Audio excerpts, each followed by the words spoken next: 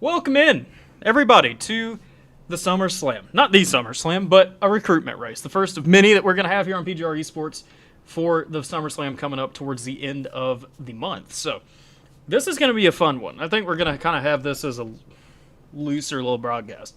We have a couple of friends up here joining us in the booth. Mr. Trevor Ozernoff, Yes, as sir. we normally see, there he is. And Mr. Dawson Wise is up here as well. Let's go ahead and go through the starting grid so I actually know where y'all are starting at. That's probably going to be a good idea. Let me pull that up real quick. So let's go through this real quick. Alex Hill, Nightmare Esports, starting in first. Then you have Jimmy Crow in second. Austin Green from McCullough Motorsports will be third. Sean Corbett fourth. Malik Ray fifth. Steve Sizemore will be sixth. Ron Morris seventh. Asher Little eighth. Hunter Hastings ninth. David Flanagan 10th. Ethan Collier will be in 11th. 12th will be Zechariah Cartledge. 13th place will be Dusty Martin. 14th will be Coke Series driver Michael Guest. Joshua McCullough 15th. Garrett Caswell 16th. Corey Wright 17th. Cameron Craighead 18th. Cameron Hackett 19th. And James Waring will be 20th. Matt Frady will be 21st. Troy Baker 22nd. Tyler Vickery 23rd. Jeremy Osborne 24th. 25th will be Andrew Zanto. Brent Robideau, that's a new name, 26th. Brett Loesch, 27th.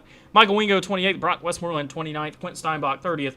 And Matthew Blaze in 31st. So I should clarify, we're heat racing tonight. And we have what I'm assuming is a full field, boys. I'm just going to go ahead and assume that.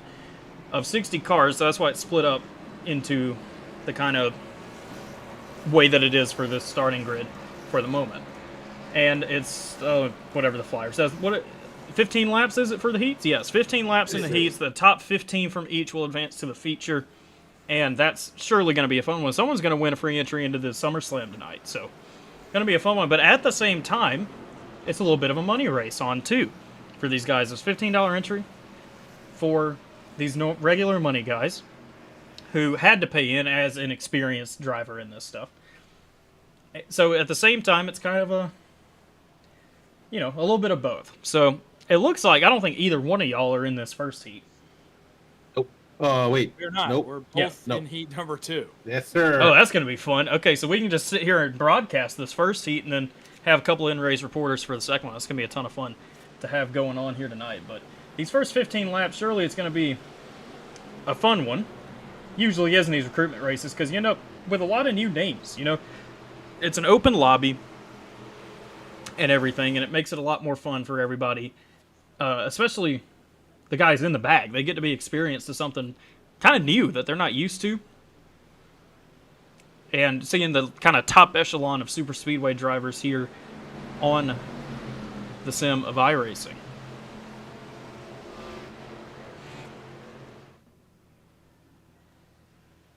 Y'all know we're broadcasting this one, right? Like, you can talk. Oh, yeah, I need you to turn the stream on, brother. Oh, my fault. Let me do that real quick. I'll take over for a second and look.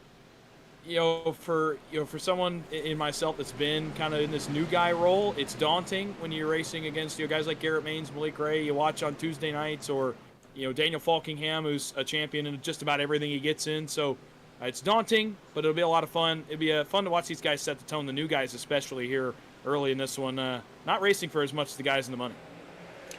Yeah, Awesome. definitely. We're We're already green here, and I'm seeing a lot of blinking, and for some reason, the leaderboard's only showing the top 10 guys. I might switch that over later. Alex Hill with a good jump on the bottom. That's Jimmy Crow on the top side that is blinking out a little bit as they head into turn number 1. Alex Hill with the advantage on the bottom side of the racetrack with Austin Green and Malik Ray. Oh, yeah, these boys are out here tonight, baby. It's Monday Night Lights. That's what we're going to call it, because it's heat racing here at Talladega. And, of course, like we say out here on the outside, baby, we got a train forming on the outside. But, we got Austin Hill.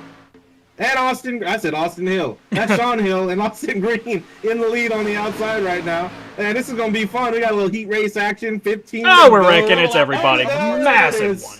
Oh, maybe not. Oh, yep, it's turning massive. We got a few of them. Vickery's involved. Michael Cartledge. Guest is involved as well. There's Brett Loesch in the 48 getting a piece. Who's this right here? Troy Baker. Cameron Craighead, I think he's going to get away okay.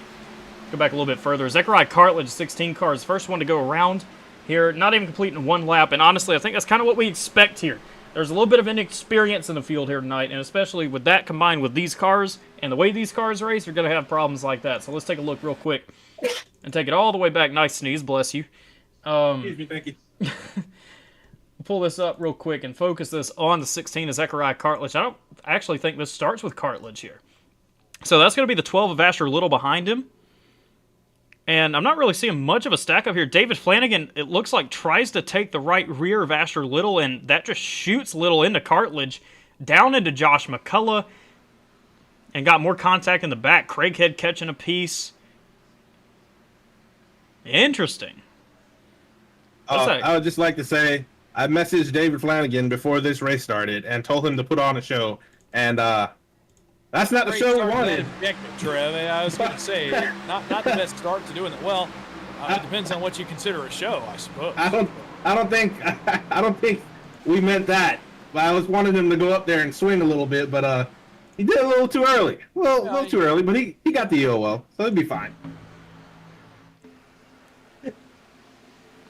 Yeah, I'm taking a look. This is the 13 of James Waring. It's a couple of our regular guys, or regular/semi-regular guys that we see in this, catching out some early damage. Of Cartledge, we see him on occasion, and then James Waring, one of the regulars, getting a lot of damage here on lap number 1. So, I'd like some clarification first, because if I'm being honest, I didn't really look too much into the technicalities of the money drivers versus the new guys. The money drivers, are they exclusively racing for money in this, or is this also them trying to win a free entry? Okay. Top 5 money racers pay out, and then the top 5 non-money racers get entries into the PGR 499. Gotcha. Okay, so that's kind of changed over time. Yeah, let me just double check that for you here.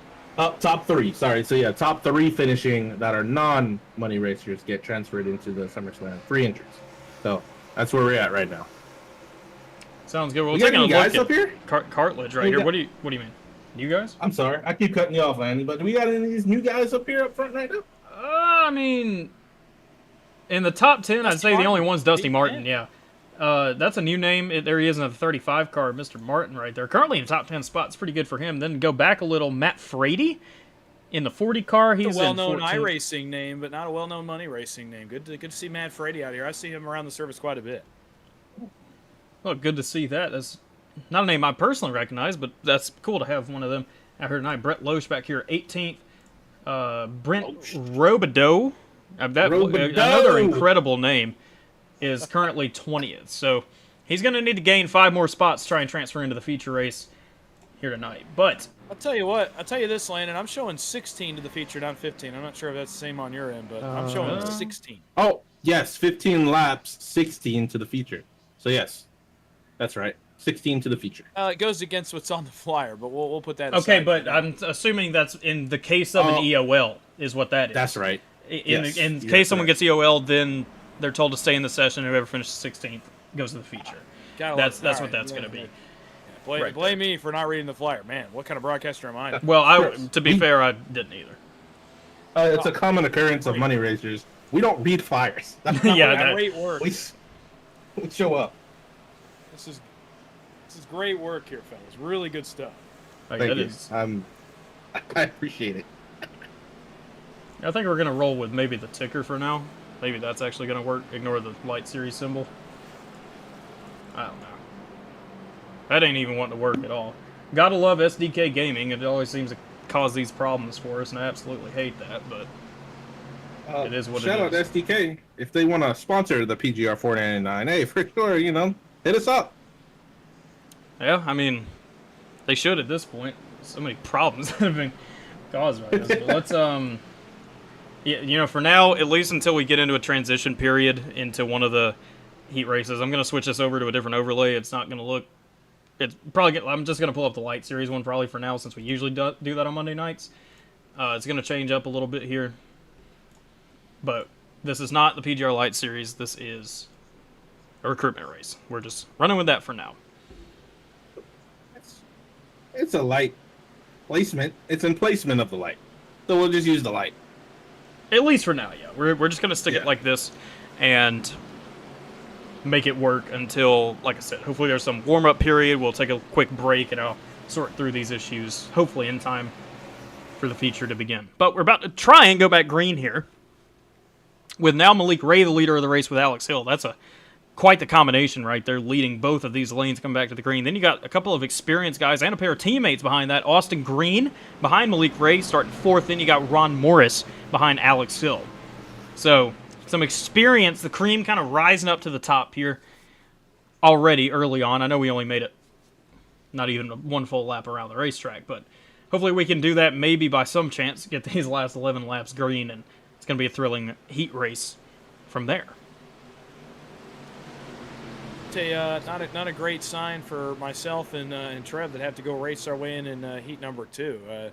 Not a good sign. These guys are antsy early. Gonna be interesting. Obviously, I kind of hate being in the second heat because you get to kind of see the tone of the racing before you get out there. I'd almost rather be in the first one, not have to wait. This is true, yeah. Well, we're going to take the green flag here, and I think, Dawson, this is going to be a survival to the end is what this is. Make it through all the wrecks and finish in the top 16 and hopefully not get an EOL, and it'll be the top 50. So, yeah, hopefully that's what we see here. Maybe we might get some green flag racing. That's going to be term of the race, green flag racing, because every time I say that, they tend to wreck. But it's a new night. And there it is. We got trouble out back again. More cars around. Craighead this time along with Troy Baker, again, Cameron yeah. Hackett. Big hits down here. Goodness, that's Troy Baker in the 16. Jeremy Osborne of Blind Squirrel Race, and he's going to catch a bit of this one. I think that's going to be it. At least really involved with this one. I saw Craighead Melee. That's another one of our regular guys. Almost saw him win the Light Series Championship this past season. Unfortunately, going to collect a little bit of damage here in this one. Brock Westmoreland as well. So, let's go back and take a look at this one. So, this happened at the back of the field, and this time we didn't even get anywhere near where we did the first time. We made it for... No, we didn't. No, we did not make it further. But we made it. Let's take a look real quick. Oh, man, does this kind of start around Michael Guest again? Lots of early trouble for Guest. So there's going to be a huge stack up right here on the bottom. You see it, McCullough, Little, Guest, Zanto. Then behind this... That's where it's going to start again, because it just started collecting itself even further back, and that's where it's all going to be. It's just a stack up at the end of the day with Osborne, Westmoreland, 25 Michael Wingo getting into it. As I said, Troy Baker in that 16 Cheetos car. Then you got the 48 of Brett Loesch also getting a piece of this one, along with Cameron Craighead in the other 48 car. Let's take a look at this hit down here. This thing's something fierce. Maybe not. It looked a lot worse than that, but that's not ever good. You don't want to have that because these cars are kind of prone to a little bit of wheel damage, and unfortunately I want to say I think Mr. Loesch right here, I think he's going to catch a bit of it. Yeah, sure enough. Look at that wheel for Brett. That is bad damage for him early on in the event. Let's get an onboard here from Jeremy Osborne. He's kind of where the start of this is. You see he's checking up, but then he's just getting drilled behind the bam, big hit to the inside wall. All the way back up the racetrack, wheel damage for him. Back into Michael Wingo here. He can't even steer the car. I think that's going to be the end of Osborne's night tonight. That's unfortunate for one of our regulars trying to battle for a little bit of money here tonight. But let's a couple more onboards real quick. Let's see. Let's go to Troy Baker. He's up here on the outside lane, probably thinking everything's going to be okay, and then all of a sudden that stack up just... I mean, I'll tell you what it's similar to, guys, is what we saw at Atlanta in the Cup race a couple days ago. That huge 20-car pileup we had in Turn 3 is sort of the same story with this. On a restart, except a different line was the cause of it, but at the end of the day, these checkups come really, really quickly, and it's going to end up taking quite a few guys out. And this one luckily occurred in the back of the pack, so it wasn't as bad as it could have been, but still it's a tough day for these guys. Yeah, it's just a little of that, you call it the old slinky. The checkup starts, boom, bada bing, do a lot of things, and then they wreck. That's usually 9 times out of 10 that ends up with happening. So, sucks to suck. I mean, it's early, very early, so they might have a chance here to get it fixed. Maybe possibly see some guys transfer over, you know? So, with a couple more wrecks, or maybe it might go green, who knows? But, yeah, maybe some of these guys, definitely a lot of these guys actually were racing for money, and some of these guys are racing for an entry. So, be kind of cool to see some of these guys here to make it in and transfer in. So we'll just have to wait and see. Let's got 9 to go, right? Got a little time here. Maybe get everything get a little spread out, get a couple runs here and there, and see how it goes. A lot to unpack from what you just said, Trev. I'm not sure you you had me focused on the rhyme that you did at the beginning there. No, but it would be cool to see some of these guys. Dusty Martin has been consistently the closest to the front. Matt Frady not far behind him. But we really haven't run enough green flag racing for those guys to get acclimated to the kind of racing we're used to out of, Malik Ray, Alex Hill, Austin Green, Ron Morris. I mean, these guys come in night, night out. They know what this car and track combo brings. But, Dusty Martin, Matt Frady, further back, beyond them, Brent Robidoux, a couple other guys back there, they don't know kind of what to expect, and they haven't really had time to see it unfold yet. That's the biggest thing to me. You're still kind of in the land of the unknown if you're one of those guys back there. So for their sake, I hope we get into a run too, kind of give them an idea, what's going to happen, not only tonight, but here going forward as well. And I do have a question for y'all, since y'all are in here as drivers and will be competing after this race is done. It does not say this on the flyer anywhere that I just saw. Do they have a fast repair tonight? Do y'all have one? They do. Okay, so that makes a lot more sense. The session. That's a unique change for PGR, at least from what we're used to the last several weeks. Yes, because I took a look at, I think it was Brett Loesch back here in the 48, and his car looked completely pristine, even though he had that massive damage. So I guess that's good, and I'm assuming it's only one fast repair. So they're going to be a little bit more careful in how their races go from here. Like him, Osborne, a couple others who were required to have one there. Got to be a little more cautious with it, but at the same time try and find your way into the top 15, 16, pending an EOL on the final lap of the race. Oh, Landon, I am in the complete opposite mind spec of that, because Dawson just opened me up to a whole new possibility of racing. So as you're going to see next heat, I'm going to throw it every which way to the wind, baby. We're going up front. We're going to stay up front. We're going to try to be up front, because I know I have that fast repair in my pocket. So like I said, new addition, something we're not used to. But hey, we got it. You're going to have to use it within 15 laps if you're in the back. And 9 times out of 10, I'm probably going to be in the back somehow or another. So, hey, let's see what some of these guys do. Some of these guys got the fast repair in their pocket. They already know that. They're going to try to get up here and do that thing. So, hey, let's see what happens, baby. I'm excited now. I didn't know that. This is a whole different race now. We got fast repairs, and we're racing at Talladega, baby. Yeah, I'm actually kind of in the same boat as Trev on this one. When we get a fast repair, when it rarely happens, I like to go up front and test my chances. If I have to use it early, obviously that changes the way I race. But in one of these, if you're able to hold on to it for 12, 13 laps and use it with 3 to go, I mean, you can be up front, duking it out with these guys. That's probably what I'll do as well. It's what I like to do when it's in the pocket, and you can tell some of these guys up front like to do the same.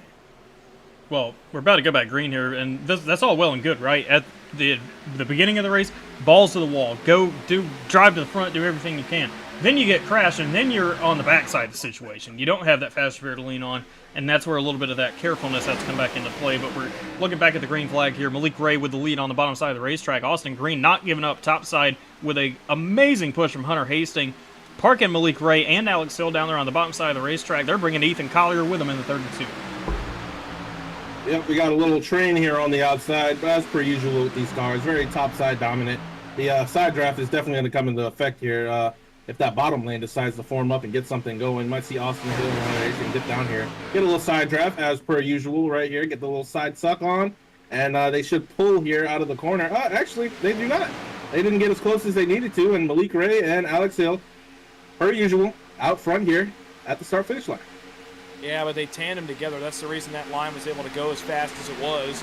Alex, obviously very apt in this car, and really every car he gets in, but this one kind of shows off his skill set a little bit. He's been able to stay tandem to the back bumper Malik Ray. Now here's the problem. Here comes that run. They get separated. Now the pack comes back to him. Malik says, well, I'm going to ditch you on the bottom because I got to protect my position. Jumps up in front of Austin Green and now leads that train on the outside. Oh, man, Alex had some help coming. Ron Morris, can he make the save? Waving back and forth on the inside. Big save by Ron Morris, but that is a big-time mess out back of those guys. As Alex Hill goes from the lead to outside the transfer positions just like that off turn 4.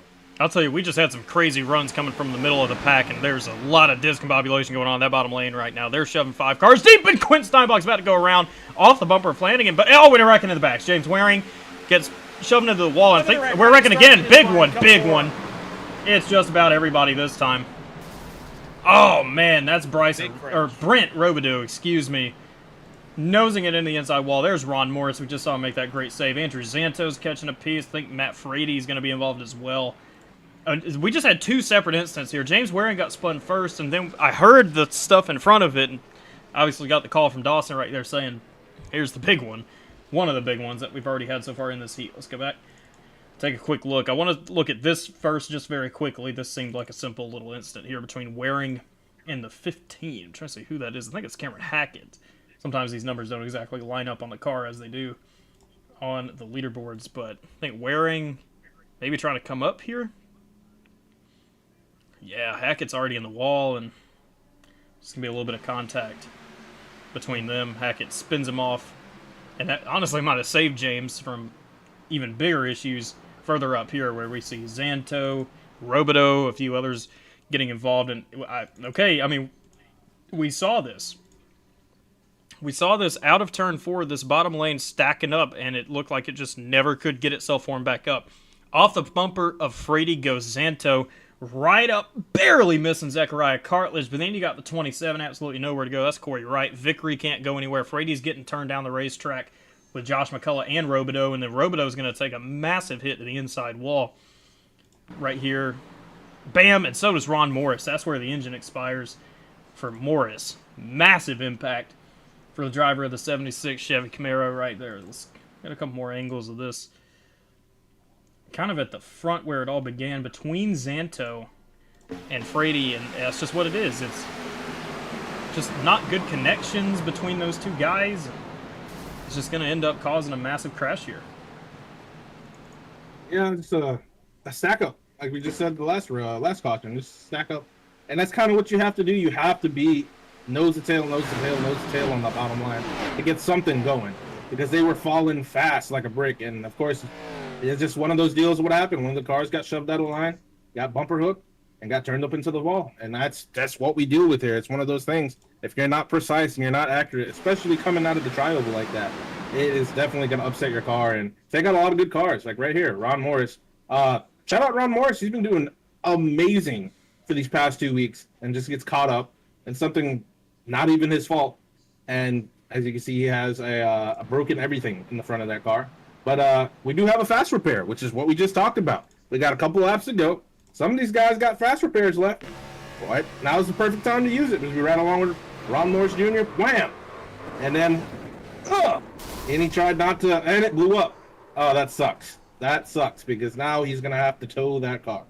And he's probably going to be, I don't know, depends on the cautions, might be out of this race. And then as we ride around with Andrew, Turtle gets turtled into the wall and backwards. I assume that's backwards. And he's back forward again. But it didn't expire on him. Maybe a little bit of damage. We'll have to see. Might have a fast repair in his pocket. See if he comes back up to the field.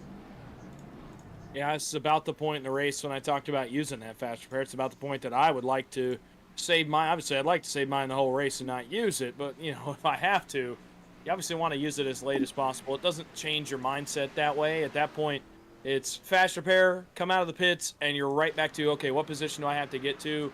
I would rather it be that than on lap 1, you use your fast repair, and all of a sudden it's like, man, I got to manage. Do I go up there? Do I not? Some guys have had to be in that position, but luckily for a lot, I think they've been able to hold on to it, maybe fix some damage. That's what Michael Guest did in the 5th position. So a lot of guys have been able to hold on to it, where now you have that guarantee, okay, I have a fast repair. I can do a little bit more than maybe you'd normally do on a Monday night or a Tuesday night or a, whatever night of the week. You're a little bit more willing to throw it out there and try something here, because, hey, you can come get a brand new car in the pits and fix it and get right back out there. And a lot of guys have now done that towards the back. So I'll tell you what, guys, the guy I'm watching right here, 48 car, Gatorade car, Alex Hill. We have known this guy to do some crazy stuff. We've seen him do some crazy stuff. Now sitting outside, actually in the final transfer position right now. He doesn't want to finish 15th and barely make it in, guys. He wants to win, and I anticipate he's going to do everything he can to get back up here, no matter what he has to do or who he has to compromise to get there. So we'll have to wait and see. But that's going to be the car I'm watching on this race. Well, definitely a great car to watch. And then when you think on the flip side of that, someone that really doesn't want to see him get back up here is this guy right here, Malik Ray. I mean, we see these two go at it all the time. Two of the best drivers in the field every single race they're in. And right now, Malik's in the best spot there is. He's leading this thing. That's no guarantee that he's going to make it. But then again, Hill's in that compromising position at the moment. Now, kind of just residing in a 15th, 16th spot.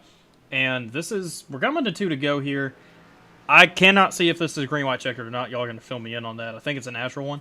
1-on-1 green, white, checkered. That's what we're doing right now. It is an actual overtime attempt. So we're going to end it right here. And this is all we're going to have from heat number 1. Yeah, running it out.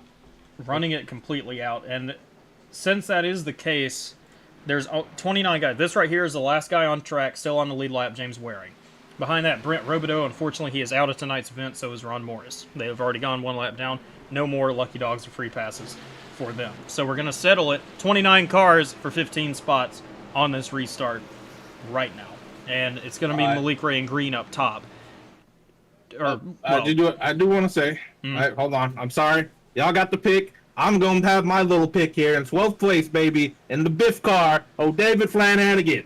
I'm telling you, this Joker, like you just said about Alex Hill, he's not going to be content. This this guy right here is not going to be content. He's going to come up there, and he's going to swing, because I know he's listening right now. He's going to come up here, and he's going to do that thing. He's getting that dub here tonight for Jack Jack, baby. Well, we'll see what he can do here. I'm sure, that's another guy that's very kind of prominent in one of these cars. I'm pretty sure that he has a podium in a race with these cars in a PGR race on a Thursday. He's someone that knows how these cars work, and we'll see if he can make his way, at least stay in the spot that he's in now to transfer back through. 2 laps of racing left here at Talladega. They're approaching the restart zone. Malik Ray is at least choosing the bottom side of the racetrack. Probably going to try and get a good jump here and jump up top in front of Austin Green. And he didn't really get the start he needed there. Green and Collier with a great run on the top side of the racetrack. That could be bad news for Malik Ray into 1. I'm not even going to lie. That was super surprising to see that, because usually Malik Ray is on point with these restarts. But, as I speak too soon, no, he does not. He does not get clear. That is a shocker. Austin Green, baby, to the lead down the backstretch. And he's got Collier pushing him. Oh, would have seen that. Pushing him there on the outside. And they got a train, baby, going down the backstretch at the end of 3 and 4. Yeah, but I'll tell you what, the inside is who I'm watching here. They're going to come down and park him, but Hunter Hastings has been on his A game tonight, pushing as that second car. He'll push on the back of Malik Ray. Those front 2 getting a little too far out. Bottom has a little more togetherness here off turn 4. They wreck in the back big time, but it's outside the transfer positions. It's all Austin Green, affectionately known by Trev, Mean Green, but he's going to get split at the white flag.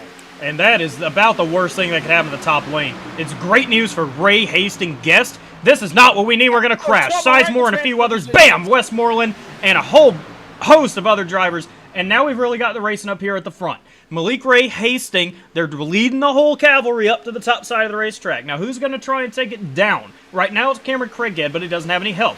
He's got Josh McCullough with him. No momentum. Who's going to try and make the move here? Austin Green. Austin Green. Mean Green down there, so does Asher Little in the 12. He's got to run, but it's just not going to be enough, I don't think. But here they come. Oh, it's close. They're coming. They are coming. They got a big run down here out of turn number 4. Asher Little or Malik Ray for the win here tonight. He's coming down the side draft, and Asher Little with a great push from Austin Green. And he's not getting the side draft. Malik Ray isn't, but here he comes. Here he comes to the line, and Asher Little wins the heat over Malik Ray. What a finish, guys. And he owes Austin Green dinner, I'll tell you that much. Yes, he does. And let's take a look real quick through the back half of this field. Through the top 10, Jimmy Crow's going to advance. So will Steinbach, Sizemore. There he is flipping. Corbett, Alex Hill by the skin of his teeth in 14th. Zechariah Cartledge, 15th. And in the event of an EOL, which we might still have, Matt Frady finishes 16th here tonight and could transfer in. So that's how it's looking right now. Before this continues on any further, let's take a look at the full final results for you very quickly, as everyone's about to go to grid now, and it's actually not even going to give me the opportunity to do that, so that was very quick. So we're just going to keep it right here for these guys, and now we can go through the starting grid. Yeah, immediately straight into the grid of heat number 2. Garrett Maines, Daniel Falkingham. Starting on the front row here tonight, followed by Cody Nichols, John Ward, Trevor Ozernoth joining us in the booth. We'll be starting at 5th. Next to him, Kenny McCullough. Then you have Dylan Jones, 7th, Nick Seipel, 8th, Gordon Glidewell, 9th, and Jared Haynes for the Jack Shack, rounding out the top 10. Following that, you have Chase Mastretta in 11th, Michael Barksdale will be starting in the 12th position. 13th will be our other in-race porter here, Dawson Wise. 14th place will be Chris Carter to his outside. Richard Elliott, 15th. Freddie Baznez, 16th. Stuart Broderick, one of our new guys here tonight, starting 17th. Elijah Palmetter, 18th. Daniel Eberhardt III, D3 himself, 19th. David Bellamy, 20th. Bradley Stefane will be 21st, followed by Matt Heel in 22nd. Wayne Anderson, 23rd. Buster Malcolm in 24th. 25th will be Paul Turner. Corey Martin, 26th. Mike Vanis, 27th. Jack Hignite, 28th. Ryan Callahan, 29th. And Justin Johnston rounding out the field of heat number 2. But take this back off real quick. I was hoping we have a little bit of a turnover time so I could fix these overlays, but not just quite yet. So before we get under here in the green flag race, and we got 2 guys that are in this race up here in the booth with us, what are y'all going to try and do here? What's your thoughts after what we've just seen from Heat 1? Well, I'm just going to go ahead and say it. I'm going to go do it all, baby. I'm going for the front. I'm trying to get everybody's right rears. I'm going to try to get this thing for PGR Light Series, baby, right here, broadcaster Trev in the booth. We're going to go ahead and try to get this thing up front. Maybe be a little patient. No, I'm just kidding. We got a fast repair. We're going to go up here and try to swing this thing. What about you, Dawson? Yeah. I mean, I think I'm in the same boat, Trev. We got a fast repair in the back pocket. We got guys in front of us here that I trust. You know, top 5, top 8, top 10 cars really are all pretty experienced guys. So, you know, you got to like seeing that. I trust them to be able to race clean and know this car. And, hey, I'm just going to follow the guy in front of me for the most part. Chase Mistretta's in front of me. I mean, hey, he may lead me to the promised land here. I don't know where he's going to go or what it's going to do to us, but, hey, we'll trust the process with this Budweiser Chevrolet in front of me. I know he's going to the front, so I'm following him. That's someone else that's pretty prominent with these cars. He has a Light Series win in that podium in Thursday races with that car. He knows what he's doing when it comes to the Gen-6. So we're going to take a look and see how well he can do trying to make his way to the front in this one, along with Dawson Wise and Trev in the booth with us. But up front, it's a pair. It's a very lethal pair of guys on this front row. It's Garrett Mays and Dan Falkenham. Oh, yeah. And then we got, who is this? We got old Cody Nichols and John Ward in the second row behind that. And then you got your boy Trev right here in 5th place, baby, on the bottom with Kenny McCulley on the outside. And I just got a message from David Flanagan. He said, if you want, pull him in the booth. But if not, let's go racing, boys. Maybe. Okay. Garrett Mays is falling. Up here, taking it up to the restart zone. Nagels, Ward, Osmond, McCullough, Jones, Seipel, Glywell, Mistretta, the top 10. Coming into the restart zone. We're green flag racing here at Talladega for heat number 2. Garrett Mays and Falkenham, a pretty even start for both of these lines. A little bit of swerving behind them, but they're going to be okay, at least in the back half of the field for the moment. And right now, the outside lane is basically disintegrated. You've got Falkenham and Ward together. Now Jones coming to the aid. It's a little bit more even now, but they're still not connected on the top side. And then you got Seipel up here trying to take some right rears, and he's doing it successfully. Yeah, we got these guys up here right now. They're racing. They're trying to get a position out of these things, but it ain't going to work because they got old Trev down here going to go ahead and throw that block eventually. But we got this bottom line that's about to take off. Just give it a second, Landon. Hold on. I'm pushing through Cody Neagles, who's pushing through Garrett Mains, and Garrett's going to clear up as Cody and me lead the bottom. Right now coming out of 3 and 4. This is electric commentary. I cannot do any better than this. I'm still following Chase. I said I wasn't going to ride, but there's really not much option with these guys side drafting. And boy, you don't realize how strong the side draft is in this race car until you do it. Nick Seipel in my right rear there in turn 3, and it was like I stopped. Like I was going 0 miles an hour compared to these guys around me. It's insane. They just parked the bottom in front of me here, so you have to find a way to the front. Yeah, let's do a little housekeeping real quick. Taking a look at the chat. Carl Haynes asking why Haynes and Baznez are underlined. That's because we had some overlay issues with the proper overlay. We're using the Light Series one now. That still hasn't changed from the championship race, just to clarify that for anyone out there that's wondering that. That does not mean they are advanced into anything here just quite yet. They very well could be by the end of this, but that has no significance whatsoever. Just ignore it. And right now, this is a lot calmer than the first heat was. First heat, we were wrecking every lap. This one, we're starting a single-file freight train around the top line. And it's about, of course, the one guy down there, Mr. Osborne, without any help at the moment. And he's going to have some maybe in a second from Cody Nagels, but Nagels, I'm assuming, is going to have quite the run with Wise. What's Nagels going to do? He's going to pick up old Trev. So maybe that inside lane is going to make a little headway, but man, y'all just lost a lot of track position down there. I say that, and then Nagels goes up and blocks Eberhardt to the middle lane. Interesting move by Nagels. A little perplexed by that, but look at the rest of this field.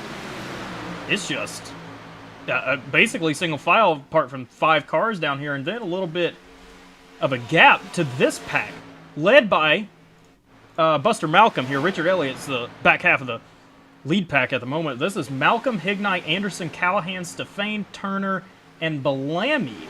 Well, Bellamy's all the way back here. He got a very poor start. And then we have 3 guys that actually have not made the field for the heat, which is Johnston, Martin, and Vaness. So only 27 in this one, fighting for 15 spots. We'll take it back up here, and at the end of the day, there's really not much going on up here.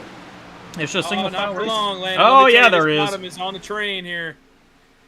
Yeah, I get a little choo-choo. The bottom line has risen, baby, and we're coming back. I told you I was going to the back, but I'm coming back to the front, baby. We got a race up here, boys. The bottom line makes the line, and we're going to the 3 and 4. Let's see what they do out of this corner. Yeah, your mic's kind of destroying itself again, Trev. But, we're doing something at the front right here. Garrett Maines, Baznez, Falkenham. That was real sketchy between the top 3 guys leading that outside line. They were able to save it, though. Great save by Baznez. Now the inside lane being led once more by Nagels and Eberhardt. And they're making a good, pretty solid run down there at the moment still. It is rolling. No side draft just yet. Oh, look at Falkingham. He's just going to try and split out Baznez, taking it to the middle and killing 2 birds with 1 stone, trying to side draft Nagels, and he's going to do that successfully, but now he's got to try and find a spot back in line, barely in front of Dylan Jones on the back straightaway, and Jones is getting hit by Seipel, but they're going to sort that one out for a wide backstretch. Oh, yeah, we're 4 wide, baby. Big wreck, Haynes and a few others. Carter, Jones, Paul Metter catching a piece, big hit in the outside wall. There's Paul Metter, and it's just continuing. Over that's Gordon Glidewell. Going to get a piece, and we're about to do it again. They're going to get away from that one okay, as the second pack now arrives at the scene. Big crash in the back straightaway. Taking out, at least temporarily, some contenders. Jones, Haynes involved in this one. Yeah, it all happened really, really, really fast. And it started with Dylan Jones. As he came back around me, briefly 4 wide. We may have been 3, very tight 3 wide. And as soon as it got behind me, I'm not sure what happened out back of me, but I think it was Chris Carter that got out of shape first. And from there, man, it accordioned back, and it was big. There are not many cars behind me, and I'm in the 12th position right now. Yeah, it seems to have started around Paul Metter and Carter. I think Paul Metter maybe trying to go for the same spot on the racetrack. Let me back this up a little bit. I need to just check this out real quick because they're still 3 wide. The 4 wide doesn't necessarily cause this. Carter's coming down, Paul Metter's coming up, and that's going to be the cause right there. And then it's going to continue. Carter trying to save it, ends up getting into Jones, who gets into Haynes, and then Haynes big slap against the outside wall. And then Jones and Paul Metter reconnect and then end up slapping right back up into Glidewell and Haynes. So that's a pretty large incident here from something that only started with 2 cars at the back of this field. I'm a little surprised by that. But at the end of the day, it's still our first yellow flag in the night, and we got actually a pretty good green flag run in there. It's nice to see that. And taking a few more looks at this, just some big impacts in this one. Now, granted, y'all do still have a fast repair, and the good news is for y'all still have y'all, so that's great. I don't think anything that I just saw here is necessarily fast repair worthy, but in the interest of trying to save time and just not trying to stay at the back fixing damage, it might be the best decision for guys like Paul Metter, Jones, Haynes, etc., to try and fix up this damage immediately with a fast repair and then get back out there and race. Yeah, we're kind of early right now. We're about 7 laps out of 15 right now, and now we're kind of like halfway, really, if you want to call it that way, kind of eye of the storm type deal, and we're chilling. I think right now the guys up front, they're gonna try to take it a little easy here. We're already pretty much locked in right now. We do have some guys back there that are gonna try to race their way in, but I think the smart move here is just to stay in line, ride, try to wing it out, but not old Trev, baby. Trev coming to the front. We're going out here and we're going to go try to get this thing because 10th place ain't doing it for me. We wrecking or we winning here tonight. And I see old Dawson Wise behind me, baby. He's in 12th place. How about we give him a little old show here tonight and try to get to the front, baby? What you think? Well, I'll tell you this, Trev. You know, this race is, number one, it's way more intense than the one we just saw in terms of the moves being thrown. I mean, there's some big moves happening in the front. That Daniel Falkingham move in the middle kind of shook the field up big time. It was one of the first times all night that we've seen someone make a move like that. Not surprising, it's Daniel Falkingham, but We had just gotten in the middle, too, when that happened, myself and Trev behind John Ward. And that middle line, it was just about to roll, I'll tell you that much. We were about to make it fly. But right here, hey, lined up, broadcasters, I think it is time to give them a show, Trev. I don't want to sit here either. I'm antsy. I want to be up there at the front throwing these big moves to these guys up front. I've been forced to react all race. I hate being in the spot to react. I want to go be the first one to throw that move. I agree. I think it's time we get up there and give everybody a show. Do it. I'm looking forward to that. Coming to one to go this time. Still got Maines, Basnes, Falkingham, Nagel, Seipel, the top 5, with Everhart, McCullough, Ward, Mistretta, Ozernoth rounding out the top 10 at the moment. So, our first caution, almost halfway through the race, we're going to be restarting with 7 to go on the back end of this heat. And this is really when the wick's going to get turned up. And y'all need to be very careful about how y'all continue. Well, I say that. Or just go up there and race and try and take the lead away from Maines and Falk and Basnes and all of them. And you go up there and win this thing like we just saw Asher Little do. Yeah, that's right. You know what? It was only a $15 entry tonight, and I want to quote a money racer, a longtime money racer. He said, and I quote, "I used to know somebody that could do that for $15, and hey, I'm gonna be that guy. I'm gonna go do this for $15, baby. $15 somewhere, and we're gonna make it work. We're gonna try to get us into the feature here tonight, baby." And so are all these other guys too. Now, I'm not gonna count them out. I'm being super biased because I am in this race. But hey, man, how about these guys in here? This is like the entire front half of this field is legitimately the same people we race with every week, and it shows. So I'm gonna do a little shenanigans here. I'm gonna call them out. Anybody that thinks they can come and beat one of our boys here, show up to the 499. PGR 499, gonna be in August. PGR eSports.com. Sign up. Come on out. Try to put the works on your boys. I'm calling y'all out. That's a challenge from old Trev, and we'll see you there.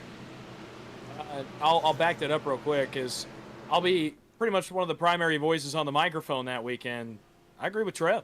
If you're out there, you don't know what we do, you've never done it before, you kind of watch, I mean, Michael Guest, Malik Ray, guys like that, they had to start somewhere. Daniel Falkingham had to start somewhere. He won this race a year ago, and now has been on one of the most dominant runs in money racing that we've ever seen. So I agree with Trev. Anybody out there, any big name guy, or even beyond that, I mean, we've seen underdogs before come out and race. It's going to be a lot of fun, a big production as well.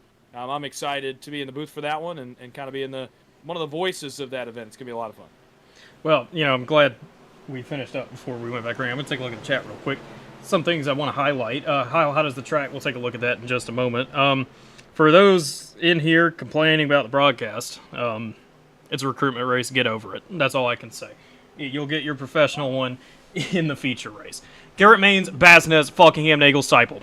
Top 5, here we go. Restart zone with 7 laps to go. Maines with a good jump on the bottom side of the racetrack, but back behind that, oh man, it's getting pretty rough, at least in the back. Everyone trying to jostle for position, but Maines is going to take it back up top with Basnes, Nagels, Eberhardt, Ward, leaving Falkingham and Seipel trying to make something happen on the bottom. Yeah, you can see this top lane just cycled out. They're up against the wall. We're getting the run from the bottom. And as you're going to see here in the 3 and 4, we're probably going to have to dip down if Falk gets a run here with Sipple, pushing through him, of course. And watch Garrett Maines. He's going to ride high. He's going to ride high. And he's going to dip it down. He does not. Not yet. Tony Eagles is the first one to dip down. Get that old side suck. And we're going to probably stay up here on the outside, and we're going to do our thing, baby. But just wait. Just watch that bottom line. That bottom line is going to roll. It's going to roll, and then that top line is going to drop down as we cross the stop-finish line here. Surprised it took Garrett as long as it did to get up, or excuse me, to get down. And Cody was really the first one to initiate that move. I'm a little bit surprised that it took as long as it did. Oh boy, that top line's not going anywhere. Let me tell you that much. Trevor about took the back clip off of John Ward's car right there. Trev, I'm not sure if you're looking out your front windshield or your back windshield here.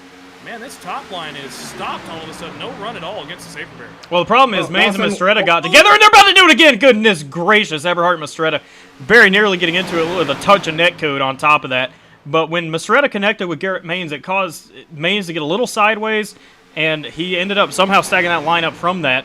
Mistretta now trying to take it back up top with Garrett Maines. Seipel bottom. We're all over the place at the front of this field. Nagel splitting them out with John Ward. And now we got 3 already up front. Look at Garrett Maines down there in the number 1. And Wise almost getting into it. Basnes They're going to keep it safe for now. Oh, Maines, with a good run, somehow still maintaining the lead of this thing in turn number 2. Nagels and Ward out of the absolute blue coming home to take second and third, at least for the moment. We got some more stuff going on in the back. 3 wide racing here at Dega. Yeah, I'm pushing through the middle right now, and I am no-lifting these guys. Trying to get this line going. See Dawson Wise there on the outside. He's 5th on the outside right now. Trying to make it work. I'm going to try to get up there, but, brother, this looks like it's going to be you. You're going to have to try to make something. But, we're trying, baby. We're trying. We're racing here at Talladega. We're exiting 3 or 4. Oh, Dawson's locked in. He ain't even talking. Well, I'll just leave him to it for the moment. Right now, it's Ward now trying to make a charge on the bottom side with Bazinez. Seipel stuck down there. Look at Wise trying to come up the middle. He's following Mastretta for the moment. Nagels to the bottom, trying to get around Garrett Maines, but all that's doing is lining up the NBG pair of Maines and Falkingham, Mastretta in tow behind. Now, if Mastretta and Wise can try and make something happen, they've been parked. Goodness gracious, Nick Seipel. No, sir. Yeah, that was a pretty abysmal attempt at trying to clear right there, but Trev's going to say no sir as he just did and keep it going on the top side of the racetrack with Richard Elliott behind him. How about old Richard up here trying to make something happen there? Mastretta to the bottom, trying to get a push from his old teammate, Cody Nagels, and Nagels just ditches him. So Mastretta now stuck down on the bottom with John Ward. That's quite a lethal combo of personalities right there. Those two don't get along too well. But right now, they're going to have to and try and make this bottom line advance. Coming to 3 laps to go now. Maines, Falkingham, Nagels, the leaders, as we take the line, and Mastretta's still trying to put that work in. Oh, yeah, Mastretta's going to get him a run here going into the corner. I think that's, yeah, Mastretta leading the bottom with John Ward. Watch Cody drop down here. Garrett Maines is going to have to try to side suck on him with Falkingham behind him. And me and Dawson Wise, baby, out here on the outside. Look for this race, baby. We're 13 out of 15 laps. I don't even know how many that is to go, but, baby, we're going into 3 and 4 right now. Hey, let him go. Let him cook. Let him cook. He's sitting here third up top with behind Falkingham and Maines. And I'm surprised Mastretta's still pushing Nagels after Nagels just ditched him and then went back in front of him. And now Mastretta's getting screwed over from it. And Cody just left him again. Chase is getting boned left and right now on that bottom. But Nagels currently trying to get that push between another teammate combo of Eberhardt and Jones behind that. Nagels still trying to make it work, and Eberhardt and Jones clear down with him. That leaves Bazinez hung in the middle, and it's still just the MBG combo leading this top side, controlling the race at the moment. 2 laps to go, and it's getting a little bit more squirrely in the back at the moment. Kenny McCullough, or that's not Kenny McCullough, sorry, whoever's between Bazinez and Ward right there, getting a little bit squirrely as they head back down into turn number 3. In the bottom with a surge between Nagels, Eberhardt, and Jones. And now we've got more problems out back between Seipel and Haynes, but they're going to make it work for now. Bazinez taking some right rears. He's going to get up, and so he's going to try and ditch Haynes back. Now, and Haynes stuck in the sucker hole with Kenny McCullough. And McCullough's going to try and go around that and chase Mastretta. Here we come. White flag at Talladega. Seipel trying to take it up the middle. No help home for him. And we're going to have a big crash in the back. Glidewell's around with Mastretta and Haynes, but they're going to save it. Glidewell goes around. Now we're racing still at the front of this thing. What's Wise going to do? He's going to try and take it up top. He's going to try and take it up top and shove through Falkingham. We're in the wall, and we're saving it.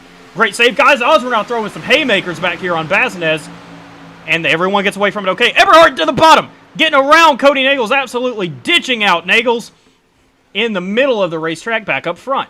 Eberhardt and Jones now leading the bottom. Maines, Falkingham, but look out back. Look out back what we got going on right here. Osmoroth and Wise are going to have a little bit of a run here. He's about to hook him. He saves it. Wise hooks him, and he's going to continue, and that's going to burn away all their momentum. They're safe for the future, though. Falk to the bottom, leaving out Maines. What's Wise going to do? Falkingham easily going to come down and win this thing right here at the line and even clear back up in front of Maines to top it off. Good job, boys. Sorry, Dawson, about killed you there, brother, but hey, what a hell of a run. Thought we almost had it, but good stuff there, brother. Man. Holy cow, fellas. That was some of the most fun I have ever had. Holy cow. Well, let's go ahead and look at what at least currently is the final transfer spots. Right now, Stuart Broderick with a top 10 finish and Matt Heel. Good news for them. Then you have John Ward, Jared Haynes, Bradley Stefane, Cody Nagels, the final guy in for the moment. We're slipping into a warm-up session now, and while we're doing that, oh, I don't know. I don't really know what we're going to do here. I don't know if y'all want to stay in the booth, y'all want to go back. I don't know. But up to you. Feature race, I don't know, man. Maybe time to lock in for real. I don't know. Yeah, we'll probably leave you up here by your lonesome here. That's fine. Apparently, that's what the people want anyway. Can't have any fun Oh, yeah. around here. Jesus. Can't Well, have any fun. I don't know. The Yeah, that's people, not I just allowed. want to let you know. I just want to let the people know. Yeah, okay. All right. No problem. But yeah, we were just having a little fun up here. A little heat race action. Thought this was pretty cool. Two of the broadcasters here racing, trying to get into the feature, and we did. So sorry, Dawson, again, almost killed you, but we didn't. Yeah, We I survived. saved it. Hey, no apologies when the guy saves it. All right, hey. That's right. It was a hell of a save, especially from my view. So hey, I'll take that. But yes, let's go ahead and try to get us a feature win, baby. What you think? Yeah, I was white knuckled right there. It was a lot of fun, and throwing haymakers was some of the best in the business. And yeah, almost. I was pointed at the campers there for a second. Drove out of it. Still finished 4th. I'll take it. Again, a lot of fun. This feature is going to be a blast. I'm sure it's going to be a fun watch, and I can't wait to lock in. Try to get myself a little win here. Oh yeah, baby. It's if you want to come join the Jack Shack over here, baby, I'm gonna be over there. We're gonna go try to get us a win. If you want to come tag along, please, offers open. We'll see. All right. I guess that's my time in the booth tonight, baby. Landon, you know what to do. You've been doing this. Go ahead and kill it, baby. We'll see you in victory land here tonight. Yeah, it's going to get Landon, real you know- boring up you here, know all the drill. lonely. You know the drill, Landon. You got this. I know you're going to carry the banner, and we're going to go lock in and get ready for this race. Oh, yeah, I've done it before. It's just boring. It's kind of lonely up here in the booth Well, yeah, by I can yourself. understand that. But, yeah, hopefully you two can, as our in-race reporters here tonight, go ahead and get a little 1-2 action. Who knows? All right, appreciate it, Landon. Yep, of course. Y'all have fun. Still waiting for this warm-up session to end. Taking a little bit of a blimp view of all the action at Talladega. No action at the moment, because now the session is reset, and we're going to be getting on the grid for the feature event here tonight, which I'll need to clarify myself on exactly how long it is, because it's a little bit rushed here tonight to try and eventually trying to get the overlay to cooperate, and of course it doesn't want to, and then it breaks halfway through the race anyway. But we're gonna take a look at 30 laps here tonight, and because they had the fast repair in the heat races, that means they're going to be available in this feature race as well, which is good news for them. So let's go ahead and take a look at tonight's starting grid for the moment, following everything we just saw here tonight. Asher Little, with his heat win in heat number 1, upsetting Malik Ray, will be starting from the pole here tonight for this feature event. Daniel Falkingham, heat number 2, winner to his outside in 2nd.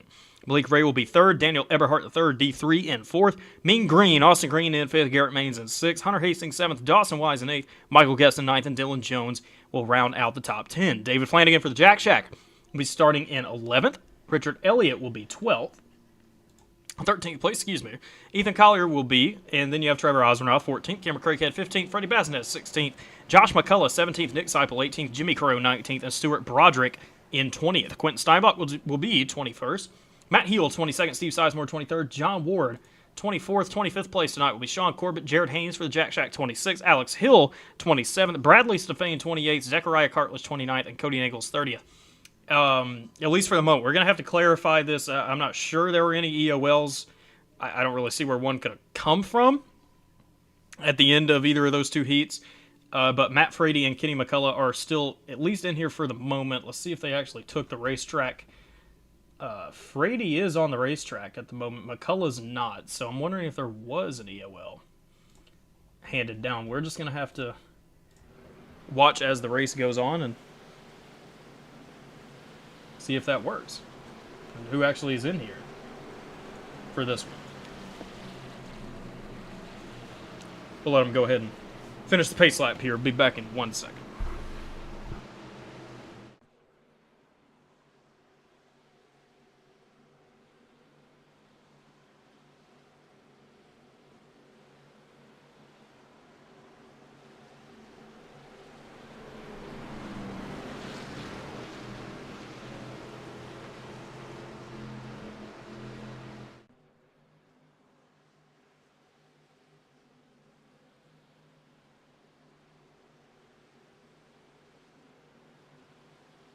Alright, we're back. Apologies for that. I've been taking care of my roommate's cat for the past week, and he decided he wanted to get a little uppity because he didn't have any food, so I had to feed him real quick. But just back in time, right, for the green flag to wave here tonight for Asher Little and Daniel Falkingham at the front of this thing. Maybe Little can top it off. You know, he got a heat win tonight.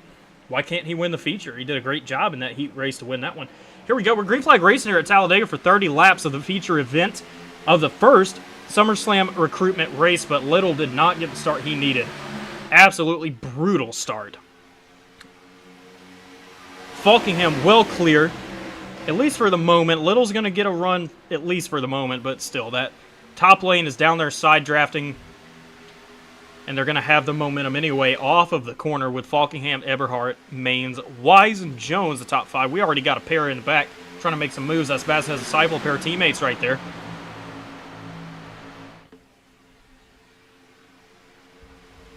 Inside lane is looking pretty poor at the moment. They got 3 of them. They're fighting for all they're worth, and they still managed to get Little back to the lead, but at the end of the day, it's just a few of them. I say that, the outside lane starts deteriorating because the third lane has now arrived with Wise and Guest and Flanagan up there trying to make something happen.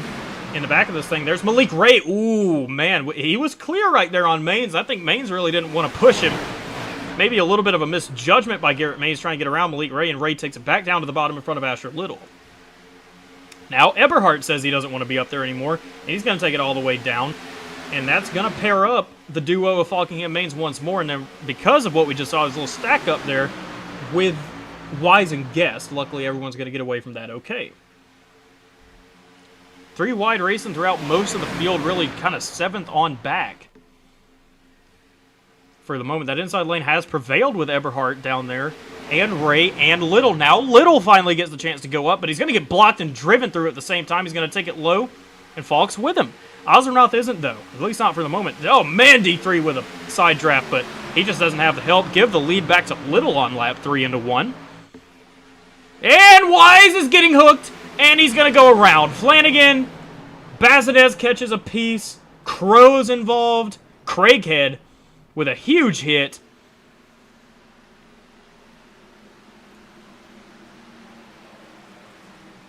That's a rough one right there for them.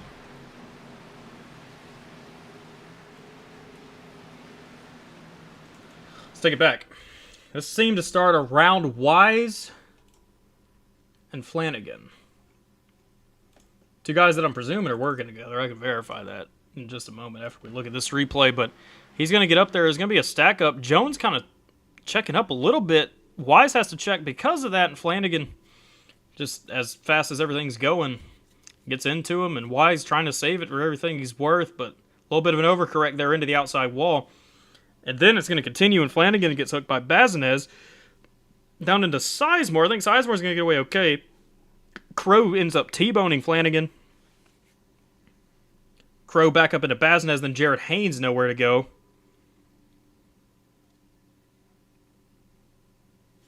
And then the 53 of Stuart Broderick.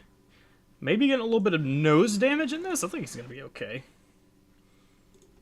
But other than that, I mean, this was a pretty substantial crash for some guys back here. Let's take a look at Haynes. There he is in the 4 car. Initial hit, then 2 more, 3, 4. We get away decently fine. It doesn't even look like he has any nose damage on that car. The same cannot be said for Dawson Wise, who took a big hit into the outside wall. Let's see if we can focus this back a little bit further. Let's see if we can actually get this with Jimmy Crow.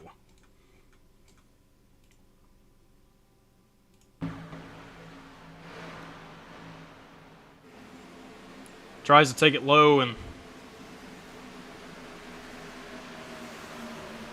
obviously some steering damage for Crow. Going to end up sending it into the inside wall, probably having to have to tow it away.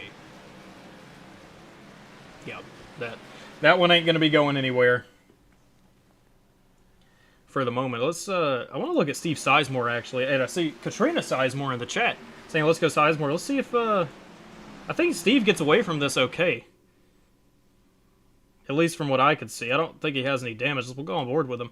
This is going to develop up in front of him on the top side. As you see it start up there, he's going to be just fine from that. So, good news for you right there, Katrina and Steve. Grab maybe a couple more angles of this, take it back to green. I don't know if this camera's really going to give us much, but it's a cool camera. We're going to see if we can use it anyway. Nope, it's not going to give us much. There's where it starts, and then you'll see it way off in the distance as it continues to develop and then develops down the racetrack as the cars fall off the banking. So let's take this back live and check on some of our guys right here. There's Cameron Craighead. We saw him catch a piece of this. Stuart Broderick, still sitting in the pits. See, Flanagan was sitting in the pits as well still. Looks like Crow is out of tonight's event. Baznez did get a little damage. He's going to get away okay. Here's Wise. And then Haynes.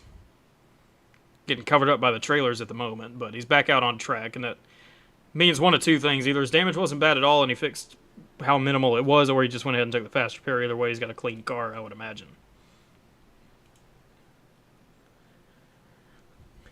Back up front, still the guy we usually see at the front of these things, Daniel Falkingham. Leading it with a new name back here, Bradley Stefane. Up here in the 89 car in second from Whitewater, Wisconsin. In the second position, then you got Asher Little and Malik Ray and Austin Green, kind of the same cast of characters we had starting this event at the front of this field. We'll be taking the green flag here in just a moment.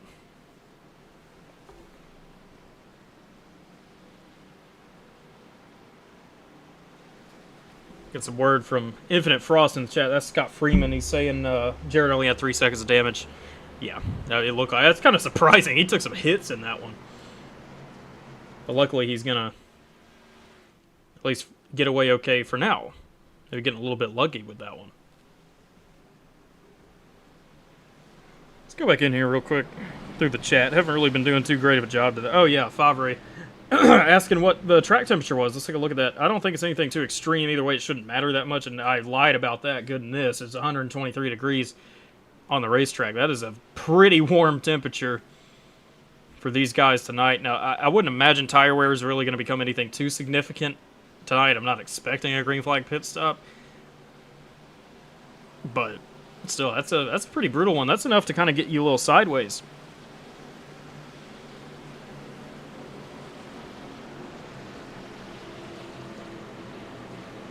Some calls to let Evan up in the booth. You know what? Yeah, I guess so. Yeah, all right. Yeah, he's down there. I guess I'll pull him in. Let's see what he's got. We're joined by Evan Carlbon. Hello. You're up here because Casey Sprinkle said let Evan in the booth. So Yeah, it's because I said, let me in the booth, and he responded to me saying, yes, let Evan in the booth. Well, Evan's now in the booth. Evan's in the booth. Yes, he is. Hopefully you're in the session. I am in the session. Okay. I do have a stream up like I have with Trev. In case Yes, sir. anything happens on my end that you can't see, but either way. Yep, I got my own drone cam too, so I'm watching both. Well, we still got 24 sound to like go you here. need We're going to a double it back button. up. We already got one crash out of the way. Got a little bit of good racing in to begin with. I'm not really projecting another green flag pit stop. The track temp's pretty brutal. But I guess we'll just have to wait and find out about that. Up front, Falkingham and Stefane going to be leading the field back to green. Followed by Asher Little and Malik Ray. The pair that finished 1-2 in heat number 1. Falkingham with a massive jump on the bottom side of the racetrack. Probably going to try and take it up here, maybe, or maybe he's going to put a little more faith in Asher Little. That's a little bit more of a familiar name for Falkingham, and Ray immediately trying to split out Stefane, and he's going to do so with just about everybody else, except Dylan Jones didn't have the opportunity to. Don't look now. How about Austin Green? Old Mean Green taking it all the way up to the top. And then, oh, man! That's going to be a wreck, and it's a big one. Big wreck. Massive crash at the, well, I say, oh, it's about to be, here we go, bam! Big one. Oh, man. Bradley Stefane, Sean Corbett, nowhere to go. Stefane and another car were sliding back up the racetrack. Oh, he's crab walking. He's crab, that's Stefane. Again, I mean, they still have their fast repair and everything, so he's probably going to take this immediately to pit road and try and fix that. Oh, Hunter Hastings involved as well. He ran very well in heat number 1. Significant damage for him. Oh, Is that Michael Guest just maybe went getting a back and watched piece? I that. think he does. Sizemore sitting in the pits. I didn't think Sizemore really got anything out of this, but he's in the pits for now. I don't. Maybe he's got a clean car. I'm not sure why Steve's sitting in the pits.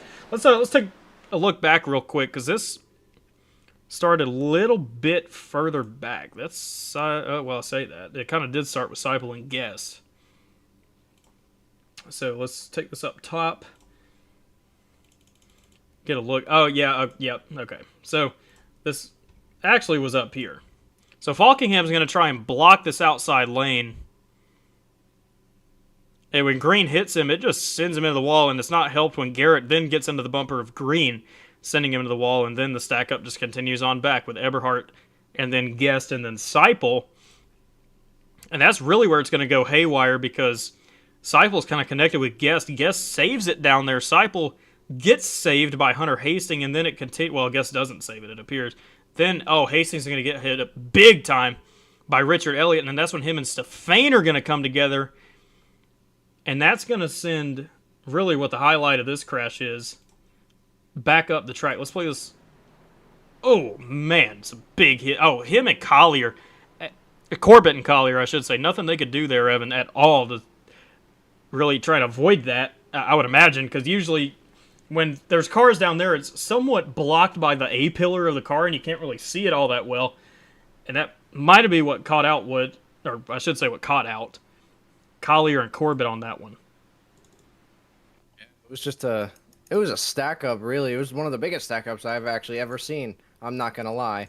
That was crazy because once I saw Austin go into the wall, then I saw Garrett, and it looked like just a bunch of Legos like toppled, and then it just fell over. And then all of a sudden we got a precursor to the SummerSlam with Hastings and Stefan just coming back up into traffic with leaving those two cars. I think are Corbett, and the Menards car. I do not know. I am sorry to you, sir, but it was a precursor to SummerSlam. It looked like a wrestling move from the top rope. And we're taking a look at the onboard of Sean Corbett, and that's kind of the case. I mean, you can see Hastings, but then Stefan's out of nowhere for Corbett. There was not a single instant from the moment that Stefan and Hastings got together that Sean Corbett could even see the 89 car. And that's really going to be it for him. Now let's go back and take a look with Ethan Collier, who had a very similar experience to Sean Corbett. He's going to see the crash, and he's doing a tremendous job here on the brakes, trying to just get through it, and then all of a sudden, two cars right up the racetrack. And you can see he tried desperately to turn left just at the last moment. It's just unfortunately too late for those two drivers. Let's take this back for a second.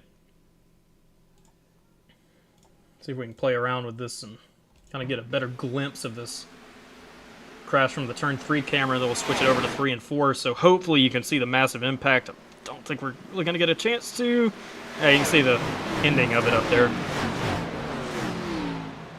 Either way, that's another big crash. And pretty quickly, kind of disappointing to see that after we had a solid green flag run to begin the race.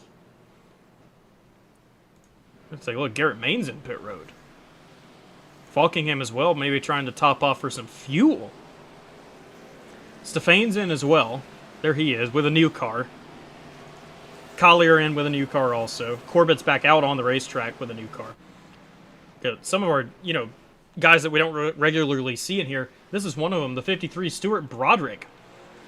Following Garrett Main's out of pit road here, he's trying to fight for a free entry into the SummerSlam with a couple other drivers, and I'm going to just assume, I don't have official confirmation on who they are, but I'm going to assume that the ones that are battling for that are Matt Heel, who's in 3rd, then Matt Frady in 14th, then reading back through here, maybe Ethan Collier, and then Stuart Broderick. So it's Jimmy Crow, I believe, would have been fighting for one too, but he's out of the event, unfortunately. So I think it's just 4 guys trying to battle for that free entry, Evan. And I think, according to the flyer, our promoter, Michael Triscaro, said that the top 3 finishers that are considered new are going to get those free entries to the SummerSlam. Correct me if I'm wrong, it might be 2 or 3. So we do have a huge battle on our hands to get into the big show. There we go. That's going to be exciting, because if that's the case, it's just one guy that's going to end up being out from it. So Up front, that 52 car, that is Matt Heel. That is a different driver. I want to say I recognize that name. If I'm not mistaken, I want to say he's like from England or something. Maybe I'm thinking of another one. But if that's the case, that's pretty cool. We got the old Brits out here racing for a SummerSlam entry. He has an American flag on the thing, but I'm pretty sure I've talked to him before. I think he's British. I might be wrong about that. I might need him to correct me. That name looked very familiar when I was looking at it too, so I just didn't want to say anything. Well, I don't know. I guess we'll find out if he gets himself a free entry here tonight. Up front, surprise, surprise, it's Trevor Ozerov. I'm assuming staying out on some fuel, trying to get a little strategy going, but he's going to do it also with his teammate Jared Haynes. They want the track position here. They're valuing that because it's a mess from mid-pack on back. And we're back into the restart zone. Green flag racing. Ozernoth with a great jump on the bottom with Heel. And then Little, but then separation from Little back to Eberhardt. On the bottom lane, Haynes, that line's pretty decently connected. You got Haynes, Nagels, Ray, and Seipel. Now, that's not good for those two. That's a pair of teammates of Ray and Seipel. And there it is immediately. We're going to be 4 wide as Nagels tries to take it Ray all the way to the wall, and he's going to do it. And they're still going at it back here, and they're walling each other. Man, just, come on, it's a recruitment race. Like, what are we doing? Who knows? Haynes leads the top. Ozernoth now down there, and they're going to try and give it to Matt Heel. This is insane in the back. This is a mess. Absolute mess. About to be 5 wide in the back of the field for the moment. Matt Heel leading the race on the bottom. Oh, one off. Cameron we do have, Craighead it's Craighead, but I don't think we're going to throw a yellow for that.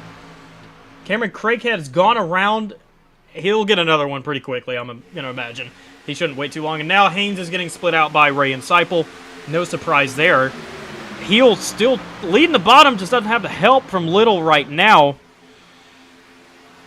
And Haynes is going completely backwards, straight through the suck hole. He's going to find a spot up in front of his teammate Trevor Ozernoth, and that did not work out for those two. My goodness, I mean, they stayed out, tried to gain the track position, started 1-2, and in one lap, they're already all the way back in 16th and 19th at the moment, so not good for them, but up front, oh, Nagels and Little getting into it. What a save. Little's going to end up in the wall. He saves it, but he's going to lose some momentum here. He's going to get picked up by the 44 of Hastings out of 4. We're 4 wide again in the back. We got Trevor, we got Dylan, we got, I don't know who that is, and Garrett. Garrett's coming back. Trevor's going middle with Falkingham. Falkingham got EOL on that last caution. His drive to the front is going to be insane, and we got, what, 3 laps since we got green? This is some odd developments here. But other than that, we just got a simple race like we saw before. Matthew Heel, the new guy, is leading the bottom with Josh McCullough in tow. Yeah, and then Josh finally making his appearance known. Josh being a little conservative. We see him do this a lot of times. He likes to stay, kind of hang around the back and just wait to get to where he needs to be. Well, now it's a little early for him. He's up here in the top 10, pushing Matt Heel, but we do see him up here now trying to make something happen. And up top, we're really not going to see much change up here. As I said, that's a pair of teammates between Ray and Seipel. On the top side, they're not going to be battling each other. Eberhardt and Nagels, though, they might try to make something happen along with Alex Hill. Then John Ward out back, Haynes goes on and on.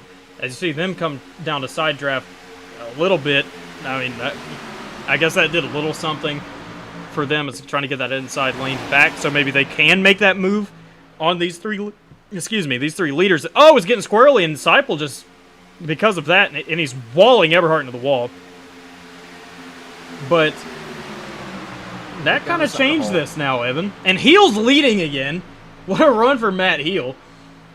Now the lead's going to go back to Ray, but that's not good for Ray. He lost his teammate in that exchange. And it's 2 drivers behind him that somewhat get along, but are 2 drivers that are willing to make a move together. Wow! What a move! And Dan just went up there to pick up his teammate, sacrificing all his momentum in doing so. But then you have, oh, Guest is going to take advantage of 54, and what did I say? Here goes Nagels. He did not wait on Eberhardt right there. He took it with Alex Hill to go all the way down to the bottom and try and take this lead, and he's not going to be able to. Just not going to be able to just yet, as Ray's able to apply the side draft and at least maintain control for the moment. I'm still waiting for when Eberhardt's going to try and make something happen here. Oh, check that. It might be Haynes trying to make something happen, or maybe the middle run was just that strong with Ozernoth and Flanagan and Guest. Eberhardt taking it back up top. Ozernoth going to stay middle, at least for now. Wide open gap on the bottom if someone wants it, and looks like Trev thought about it. Just got left in the dust. Oh, he's going to clear up in front of Flanagan. That's not good. Jeez, that's going to be a stack up. And now Nagels is getting left out. Give Ray back the lead. He's going to leave Ozernoth out hanging. 4 wide again. Oh, this is going to be tight. Yeah, look at this absolute disaster in the back of the field right now. I mean, it's great. They're making it work, and I'm glad they are. I say that. We got 5 cars in the wall. Oh, heel went under Ozernoth. Oh, they're all under. We're 5 wide. We're 5 wide. We got 2 cars under the apron. Oh. We're starting to wad them up, but we're not going to. Wow, everybody saved it. Although Matthew Heel went from leading the bottom to in a second packet, what it looks like, behind Austin Green. That is crazy. But when I say this is the best car, when you say they're the best car, this is the best car. Oh, I mean, this is the best car, super speedway car on the surface. I mean, it's so much fun to drive in because it's like this. It's just a ton of fun.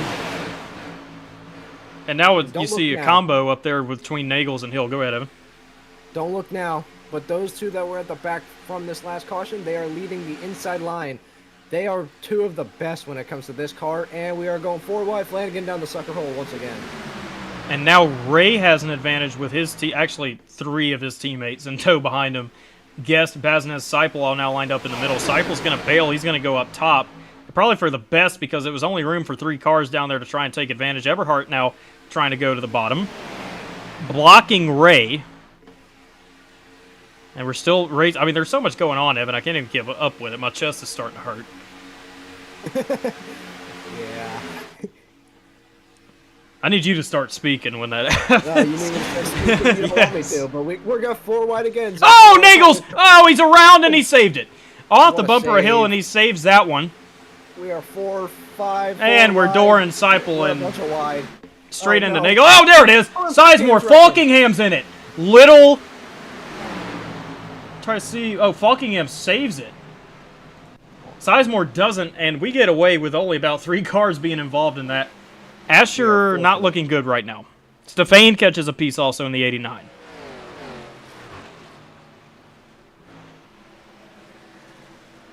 Let's go back.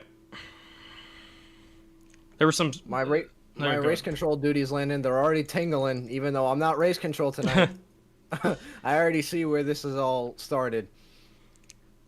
I'm going to try and find that. I mean, I think it's started... I guess it technically started initially between Nagels and Hill.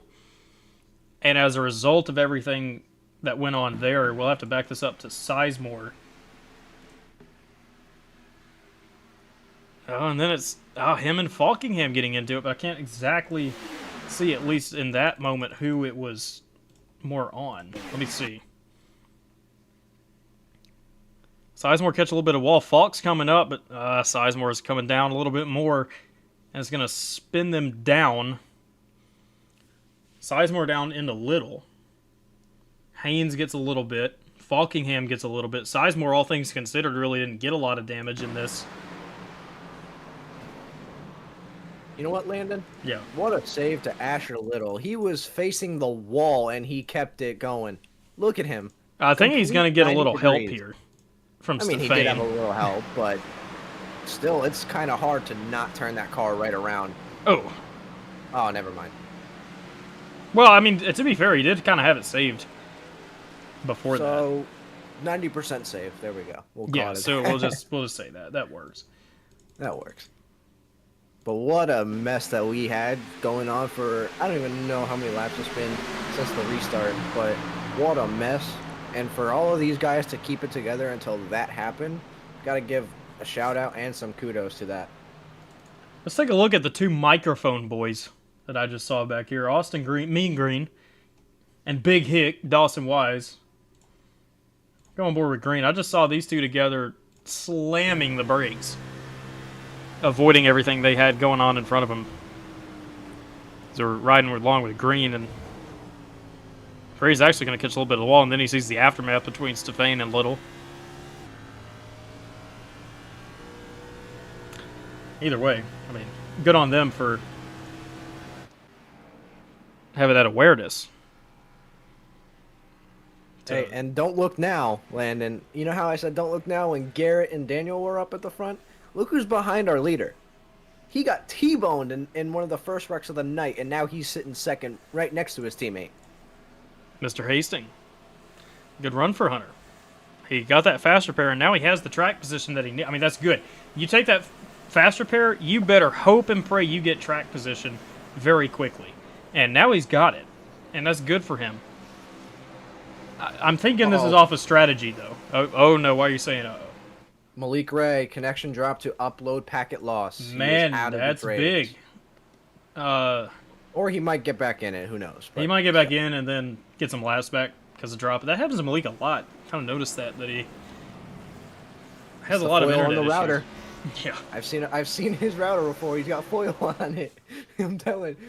Well, I don't know if that was meant to help or what, but I don't know. I'm not really a guru when it comes to how all that works, but hopefully he can get that sorted back out. We know. Yeah. Well, I'm an old soul. Yeah, Hastings. I mean, great run for him, really. I mean, he had that instant at the beginning, and then his heat, he was running up front the most of the race.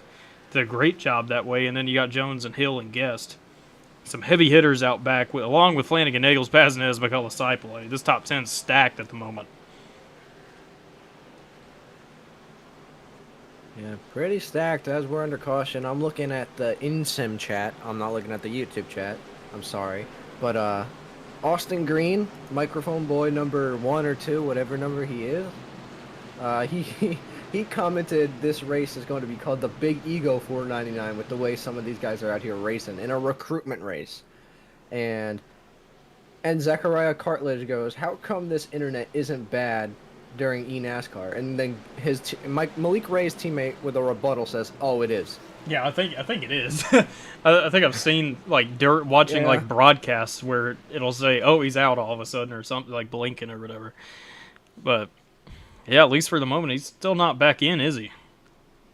At least not on my. I haven't seen him connect. No. Well, either way, that is tough for him. Let's try and focus, I think, for a second on who's like battling out of the new guys, which. For the moment, if I'm looking at this correctly, Matt Frady is the leader. There he is in the 40 car. That's what is that, Evan? Is that like a Kenny Irwin paint scheme? Or a Nemechek? My paint scheme knowledge isn't as broad as yours, but if I was going to guess, knowing me, I would have guessed a Landon Castle paint scheme, but I know it's not. Well, it's a Bell South paint scheme, and I'm sure the 40. The 40, yeah. But all right, somebody with... can correct me on that. I think they ran that after Kenny Irwin, unfortunately, got killed at New Hampshire. And they changed the colors around on it because his car was green. But hey, trivia question. Let's make it that. There's a trivia question. Whoever gets that right, I don't know the answer, but Evan, that's what you can do, Evan, real quick. Look up and see who drove that car in the Cup Series. And y'all in the chat, that'll be fun. Answer who that is. Anyway. Oh, that voice crack's going crazy tonight. Yeah, it's about the 5th one. Eberhard Hastings still leading. I have the answer. Okay, well, just hold on to that. With next caution, we'll get to that. Don't let me forget. Sure. Eberhard, Hastings, Jones, Hill, and Guest. Top 5. Outside lane is destroyed already. I don't know what just happened, but we've already got 2 cars clear of Eberhard and Jones. Wait, hold on. Maybe that was on purpose. I just realized, like you said, it is 3 teammates up there.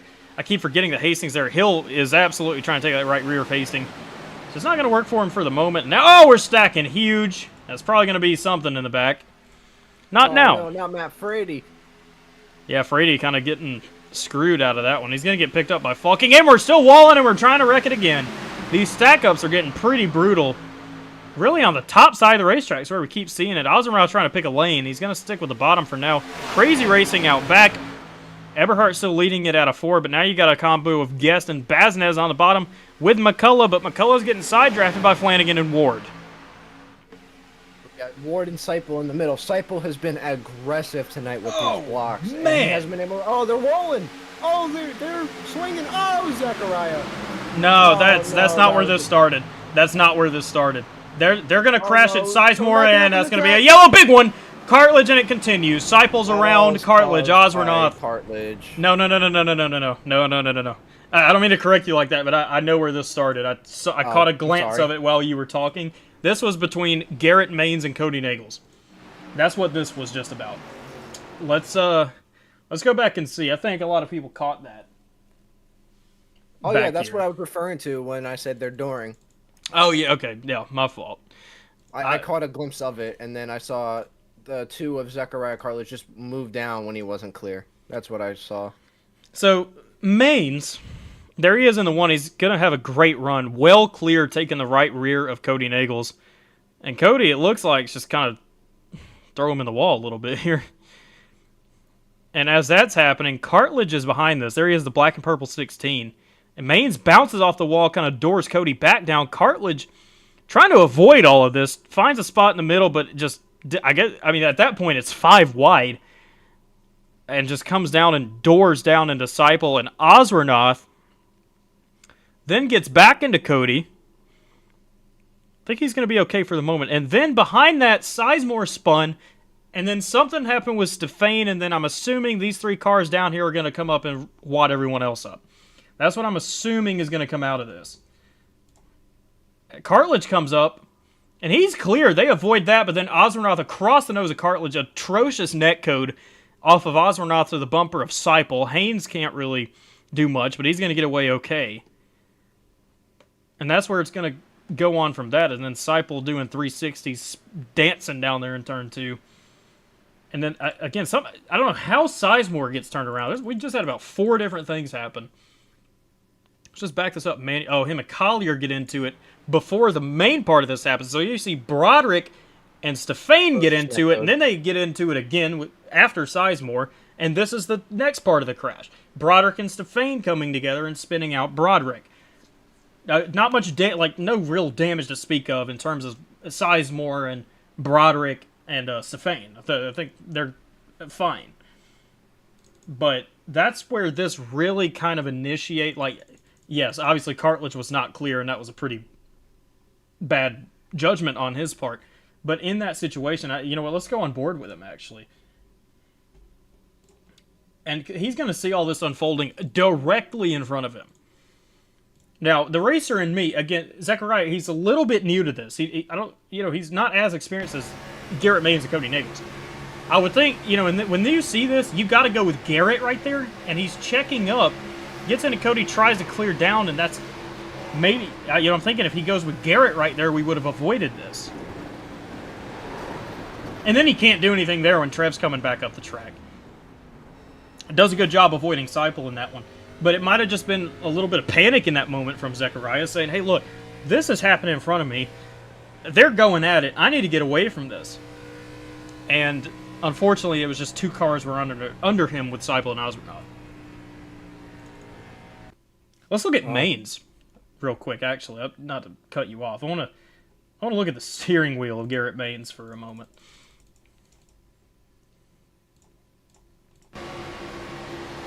What a run he had. He gets walled.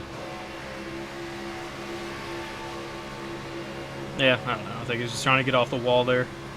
And then it's going to be all out back for him as there they come. 3 cars back up the track. That was a fun little crash. What did happen? That was exciting. Yeah, my chest is hurting again. That was excitingly stupid. But Guest Bazina is now leading. That's new. As I was gonna say, it was on the thing of Zechariah Cartlidge. It comes into a time where he's somewhat new in this money racing scene that we have, and you have to learn how to discipline yourself. We've had multiple young kids come in and out, and they're just like making these bonsai moves to try to avoid something or try to make something, but you just have to be so disciplined and know your surroundings, because super speedway racing, at least 30% of it is just situational awareness. You have to know who's around you, you have to know where to go, and if you have to check up, you have to check up. If you're going to go with somebody, you go with somebody. You can't come down when it's already 4 wide. I know he's trying to avoid it in his defense, but when stuff like that is happening in such a narrow part of, that's probably the narrowest part of Talladega, because the tri-oval opens up and then it closes down by the front stretch. You just have to be disciplined. You have to go with your gut on who's going to be in front of you and who's going to have the bigger run. Yeah, and really what it comes down to. If you hesitate at any point in this stuff, you're getting crashed. Like, that's kind of the moral of it. You can't hesitate when you make a move. And or don't make a move. You know, like, you just can't. You see and you do, and there's no in between. And that often catches people out when they're trying to become successful at this, and it's like, man, what am I doing wrong? I'm doing everything right. You know, the thing is some small hesitation at one point in the race can change the entire outlook for the rest of somebody's race. So you have a run on the bottom, you can take it all the way up to the top, and you don't take it, you check up. Oh, well, then the top starts freight training everybody, and then you get shuffled all the way back, and then they crash right next to you. You wouldn't have been in that spot if you didn't hesitate. You know, and now, of course, things can still happen at the front. We all know that. But that's a lot of what this boils down to at the end of the day. Either way, it's now a new pair of teammates at the front. Baznez and Guest. Leading both of the lanes on this restart. Surely they're going to try and coordinate something here to get themselves aligned. I will say it's a little bit of 3v2 up here. Because it's Baznez, Guest, the two, and then you've got Jones, Eberhardt, and Hastings together. And Hunter's been doing a great job tonight. Just something to watch out for. That's, you know, if you got 3 cars, you might be able to do something just a little bit better than you could do with 2. But here we go. We're coming back in to the restart zone. We're going to be taking 4 laps to go. Guess with a launch on the bottom. And when you see that, I'm assuming he's going to wait after start finish and Freddie's going to let him up. Yep, that's what we're going to see right there. Then Jones and Hill connect. And they're going to try and just maintain this, at least Guest and Baznez are, for the rest of the race in a controlling standpoint. You see Flanagan trying to take Hill's right rear, and whoa! Doesn't work out well. Garrett about hooked him. And now Garrett Maines and Daniel Falkingham are hooked back up together once again. There they are, the 1 and the 39, 6th and 7th on the top side. What are they going to do here? Are they going to try and take it middle or do something? Who knows? Here comes the run on the bottom with Eberhardt and Hastings. Jones gets shuffled. Nobody with Dylan Jones on the top. That's not good news for Hastings and Eberhardt. But they're doing a pretty good job, Evan, maintaining themselves on that bottom, at least for the moment. Yeah, what it looks like to be is about 6 rows too wide, and then we have a bunch of guys separated. We got, is that Austin Green, Cody Nagels, and Jared Haynes, and now Dylan Jones. Oh, they're making moves. They're trying. Freddie's down the sucker hole. Oh, my Alex goodness. We are saving it. This is some atrociously fun racing. Wow. Well, it's awful for Hill and Baznez. They just went all the way backwards. Well, you know what that was great news for? Matt Frady in 5th. Matt Frady. What a run for Matt Frady. He's sitting there in 5th right now. But, you know, the thing is with him, he doesn't know anybody in this. He doesn't really have any teammate help. Here goes Guest to the bottom with no help. I take that back. Flanagan down there with the Guest. They're going to try and make something happen. Ward to the bottom. Garrett 3 wide. Josh trying to split it. Frady going backwards now. And then Garrett, look at Garrett Maines. Garrett Maines, top to bottom to top. Now leading the 3rd lane with his teammate Falkingham. And now Dylan Jones all of a sudden is back with 2 to go. We got a mess, but we got about, I want to say, 10 to 12 cars in the fray for this lead pack of a win. And Matt Frady is back up to 6th or 7th in the Joe Nemechek. Oh, we're walling in the back. Saved it. We're walling in the back, but we got a lot of chaos up front. D3 just threw a nasty block on Michael Guest. Guest came with a run, and now, they're almost out there, and then Frady's back there. He's about 6th now, is Matt Frady. Now, what's going to happen here? Maines to the top, John Ward to the top. Eberhardt to the top of the white flag, Garrett to the middle, and there he goes. But Ward does not go with Garrett Maines. What's Falk going to do? Is Falk going to pick him up? No, he's not.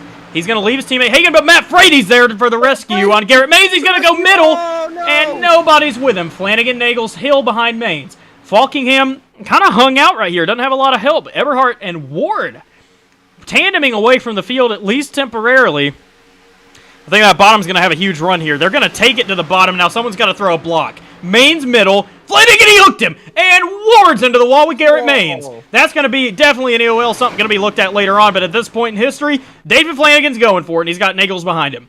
D3 leading him out of 4. Here we go. What's David Flanagan going to do, and what's Cody Nagels going to do? Is he going to go with him? He's sitting there for the moment. Come on, David. You got to do something. It's too late. Maybe not. Here we go, and it's just going to be too late. Daniel Eberhardt is going to win the race. Wow. What a finish. We got a lot to unpack there. What a wild, wild finish. I think after all that just happened, I do believe Matt Frady is going to win himself an entry here. So, yeah, there's still a big that's crash real. behind him. Oh, but the answer to that trivia question, it was Joe Nemechek. That's okay. I see. I knew I was right about that. I'm glad. I hope someone got that in the chat. Yeah, Matt. I do think Matt Frady with an 8th place. Yeah, it's got to be him. He's at least one of the free entries here tonight. So, great news for Frady. But the winner of the race is D3. By the looks of it, it's going to be Matt Frady, and if Ethan Collier is considered a new guy, because I have seen him run some light races, he will get the next entry. Okay, there we go. So we'll have to clarify that in a little bit. We'll get a word with the RC, see what really that's all about in terms of who's going to get the free entries and all that. We're watching D3 do his donuts, but I kind of want to go back and look at something real quick. Because I don't know if David Flanagan is going to be our 2nd place finisher. At least at first glance. I might be wrong about that. But I just got to go back and see. This is the aftermath. That's John Ward. He was innocent in all this. Nothing he could do. Look at the run that these guys had in the back. Maines, Flanagan, they were just ripping. Got to find Maines real quick. Here he is. And they were going 206 miles per hour by the time they caught Ward's back bumper. Mighty. He goes up there and, yeah. I mean, that's... Flanagan's getting pushed through. I do see that by Nagels, too, but... I mean... Personally, I wouldn't put that entirely on Flanagan. I would put part of it on Cody because he was pushing through Flanagan as Garrett made that move up. Flanagan's trying to mimic that move that Garrett's made to make a run on the outside, and he really can't do anything if somebody's pushing on his rear like that. That's true. I agree with that. I'm just thinking from RC perspective, what kind of outcome is that going to have? Because that is the guy that finished 2nd and 3rd. Flanagan and Nagels.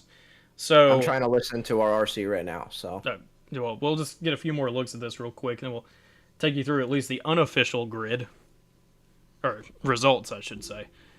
So we'll take one more look at this between Flanagan, Garrett Maines, and John Ward. Ward, I got a feel for him. Nothing he could do there in the 92.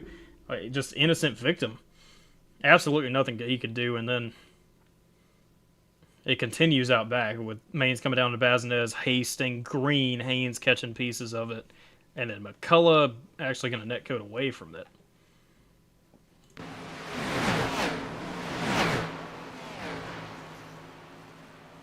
That's that. So we'll take it back live for the moment. Not sure if we have these. No. Oh. I didn't hear anything from our RC. I think I was too late to the party, but we do have E3 and Cody down in the waiting room, and I did hear Flanagan over the chat say, Mike, come into a different channel or come here, referencing to the Jack Shack server. So it sounds like Flanagan might have gotten an EOL on that, but I'm not 100% sure. Well, let me do this real quick. I'm going to pull in Mike and see what he has to say. Hey, Mike, it's guys in booth. You got a copy? Yes, I do. Hold on 1 second. All right, go ahead. Yep.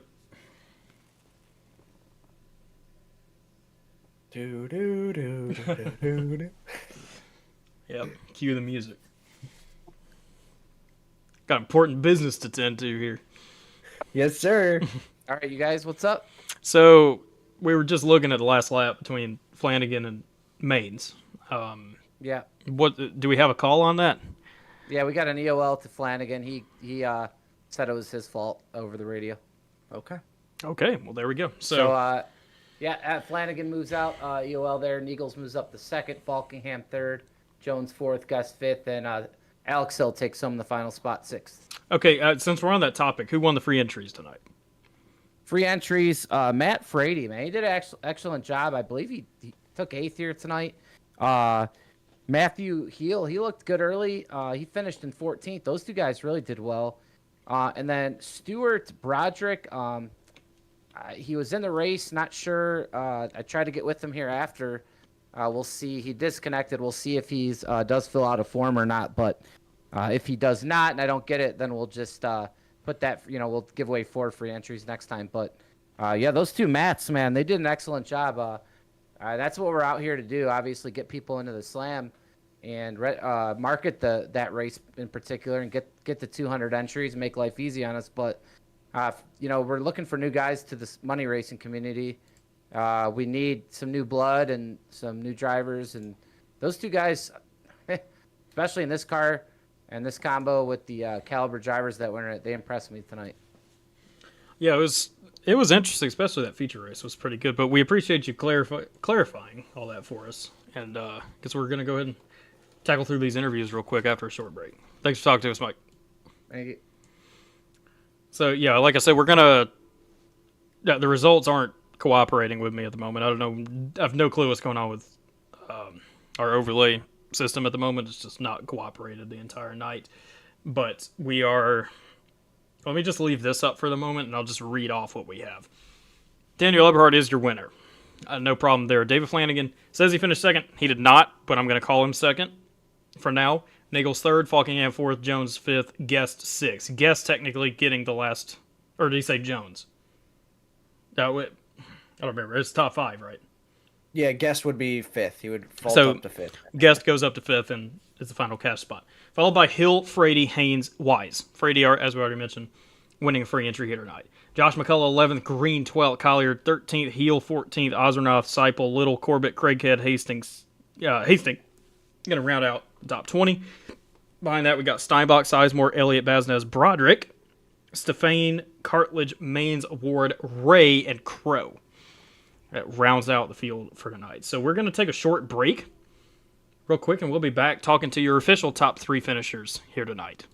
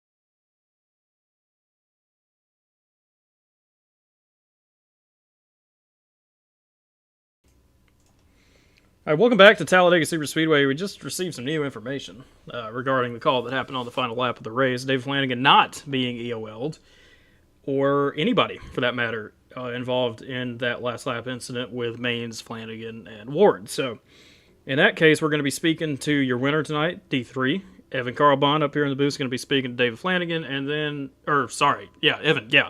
And Dawson Wise is going to be speaking to Cody Nagels, our third place, who now joins us back in the booth. So we're going to go ahead and start this off with D3. Going to bring him up here in the booth. Danny Elberhart's boys in booth. You got a copy? Yes, sir. So it was a really good race ran by you. Kind of started maybe a little bit conservatively, but that worked out for you in the end. Walk us through it. Yeah, it was. This car puts on the best racing for right now. I don't know what it was tonight, but we were putting on a heck of a show. I mean, yeah, they're gonna have the yellows because of the runs we get and the slam drafting we're doing and stuff like that. But ran it pretty conservative in the first part. Just kind of crazy at the end. I threw some blocks. I don't like throwing a block like that, and I threw one on Michael, and it kind of all jammed us up on the bottom. But you have to do it because you know if you don't take it, then you're gonna just screw yourself out of a good finish. So just a little craziness at the end. And hey, I'm happy to hear you're on the mic tonight. Don't you ever quit, man. Yeah, well, yeah, I'm still here. So, anyway, yeah, like you were talking about, it was a good race. Of course, we could have had it a little cleaner, but with the Gen-6, you either have a caution fest or a completely green flag race and no in between. So, at the end of the day, you still worked with your teammates well. Dylan Hunter up there, unfortunately getting kind of the bad end of the stick towards the end of it, but you still managed to hold everybody off, and I know that wreck towards the end definitely helped you out. Yeah, it did. A lot of the wrecks at the end kind of shuffled us up to the front, and then Dylan got screwed there. You're waiting on the guy to take your right rear. It's just so funny to me because it's like you hear Dylan here come over there and go, "Oh, they took my right rear. They go with me." Oh, it's crazy. It's a nightmare out there in these cars because everybody's taking their little run they get. Yeah, well, either way, it's a win here for you tonight. You win the race. Walk us through your thank yous and shout outs. Yeah, thank you for being on the mic tonight. Thank you, Dawson Wise. Thank you, Evan. Thank you, PGR, for putting on this race. If there's anybody new out there watching the Summer Slam, join us in the Discord, PGR eSports.com. It's going to be a heck of a show. Just pray for our country and everything else that goes on in this world. Hey, it's not every day that, don't take it for granted. So thank you guys once again, and I'll see y'all in the next one. Wise words from our winner, D3, here tonight. Thanks for talking to us. Congrats. And next up, we're going to bring up David Flanagan, who I'm sure is going to have a lot to say about whatever just went on here, and Evan's going to stand by with him. David, Evan, Dawson, and Landon in the booth. You got a copy? Yes, sir. So take us through your race tonight. We saw that you were mired at the back. You got your way up to the front at the very end with help from Cody, from Garrett. And take us through your last lap on the perspective of going into turn 3 and all hell broke loose. Yeah, so I was getting shoved by, I'm pretty sure, the whole bottom line there. And I was tandem with Garrett. I knew Garrett was going to take the run because that's how Garrett races. And I was trying to queue up on the mic and let me know when he was going to take the run. And, people were on the mic. And as previously shown the mic there, I was checked up on the throttle as soon as he moved up. I was just getting shoved through by everybody, and I couldn't do anything. So, whether Garrett thinks it's on me or not, I can show him my telemetry just like I showed Mike, and it's convincing enough. Like I was dumping throttle, trying not to get up into him.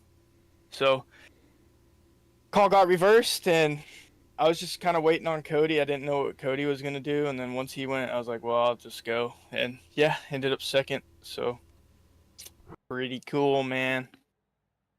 All right. Well, David, do you have any thanks or shout outs to any people out there and any messages to possibly any new drivers trying to race this SummerSlam? Yeah, definitely. If you're thinking about doing it, just go and do it. Obviously, I'm not that good, and I can show up and run second in the recruitment race and, borderline get a last lap EOL like usual. But, yeah, shout out to Jack Shack, as always, and Adam. I don't know why you couldn't make it this race, but my heart kind of broke. And, Dawson, Landon, Evan, thanks for the broadcast. I'm sure the ride along was fantastic, Dawson. And we'll see y'all next recruitment race. Sounds good. That is our second place finisher tonight, David Flanagan. Thanks for talking to us and congrats.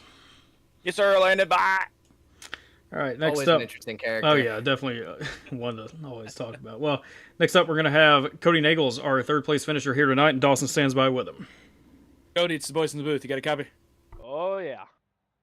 Well, look, we could tell from the opening of the session, the guys that were coming in, it was going to be a stacked field. We know what this car is product-wise in terms of what it can put on track, and I got to see it up here in the booth for Heat 1. I got to experience it in Heat 2, and then obviously was a part of that feature as well. Kind of take us through it tonight. Obviously, a really competitive race, some of the best in the business in the field tonight, a loaded field, really heavy with the best in money racing. Take us through an exciting night, a chaotic night, and a third place finish for you. Yeah, first off, I want to say that not only do I think it's some of the best in money racing, I mean, across iRacing, I think we all, at this point, know a lot of the community, and I think you're going to be hard-pressed to find a very much stronger field in any given race. This one stacks up well, which it's insane because it's just a recruiting race, and this is just a little tip of the iceberg for SummerSlam 499, so definitely looking forward to that. Gen-6 car, man, depends on who you ask, and it depends on what day you ask me as to what answer you're going to get. The car is insane. I don't really think it's very realistic to what the package was in that era, but for what we have in iRacing, runs are insane. I think the skill level is going to have to be very high to produce a kind of product that we're going to be proud of, because I'm afraid it could be a caution fest. But at the same time, I also know that the car has the potential to produce the best race we've ever seen, and I think tonight we've seen potentially a little preview of that. That's exactly what I was going to kind of get into now as we start to look forward. We're just under, basically right around a month away from the SummerSlam 499. Which will be obviously the second biggest event here in 2025 for PGR eSports. So as we get closer to that, the car has yet to be set in stone, and this is one of the options, as we've noted throughout the night and, of course, throughout this whole process. What can we expect, going forward? Is this a car that you would vouch for being the car for the SummerSlam 499? Kind of take us through your thoughts on that from a driver's perspective. Certainly it brings the excitement, but could we clean up the racing, I guess, if you will, in the SummerSlam 499 if this does end up being the car? I know there's been a lot of rumors about it being the car, but I know nothing is set in stone yet. But I think as a community, we probably need to tone it down a little bit. The skill level is definitely there, but guys tend to have to drive over aggressive because it's what you have to do in the car to be successful. I mean, people are, making it 4 wide and making it look relatively easy, honestly. You can be leading one lap, kind of like, honestly, it was like in my heat race. You can go from like first or second all the way to barely even making the feature. So it really can keep you on your toes. But I mean, personally, I don't know if it would be my first pick for a car for the SummerSlam. I don't know. Gen-6 is a good package. Gen-4 is a good package. I know a lot of people have, including myself, have ragged on the Xfinity car in the past, but the Xfinity car produced a good race last year, and it seems to be the safe pick, but it doesn't seem like it's getting the support in the community that it probably deserves at this point. A lot of good options out there, but if it ends up being the Gen-6 car, I think we're in for the wildest race we've ever seen in PGR. Can certainly agree with that, and after being on track tonight, I can vouch that it would be a spectacle, that is for sure. Look, tonight, the first recruitment race for the SummerSlam 499, a stacked field. You come away with third, a nice little payday for you as well. So on the way out here, any thank you shout-outs you'd like to give? Yeah, I want to thank Alex ran with me in the feature. Appreciate Austin for swinging by. You for always hanging out and stuff. I know we don't get to run as much as we used to, but still appreciate you guys for chilling with me. And the Jack Shack guys, got a lot of friends over there, even though I haven't really been running with them lately.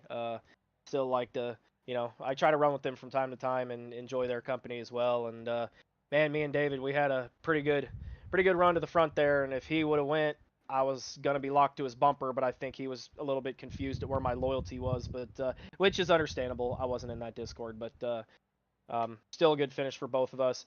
I want to thank you guys for broadcasting PGR, Wagner's Welding for being on the hood, Dougie for what he does at RMR, everyone in the community, and Icon Apparel. Hey, thanks for talking to us up here for a second. Congratulations on the third place finish tonight. Go enjoy it. Go celebrate. We'll see you on the road to the SummerSlam 499. Yep, thank you. There we go, guys. It was a top 3 finishers here tonight. It was a great race. Feature race, again, you get lots of chaos, but it had a great finish coming towards the end. I know I was definitely out of breath towards the end of it. Appreciate you everyone tuning in, too. We're going to be doing these, as far as I know, probably in place of light races until after the 499. So these are going to be kind of the new thing to be expecting the next few Mondays. But we appreciate everyone tuning in here tonight. And we look forward to seeing you next week, and hopefully y'all all tune in to me and Trev Osbornoth's Friday series that we do, the Midnight Racing League. Tune into that as well. Thanks for swinging by tonight, and we'll catch you next time.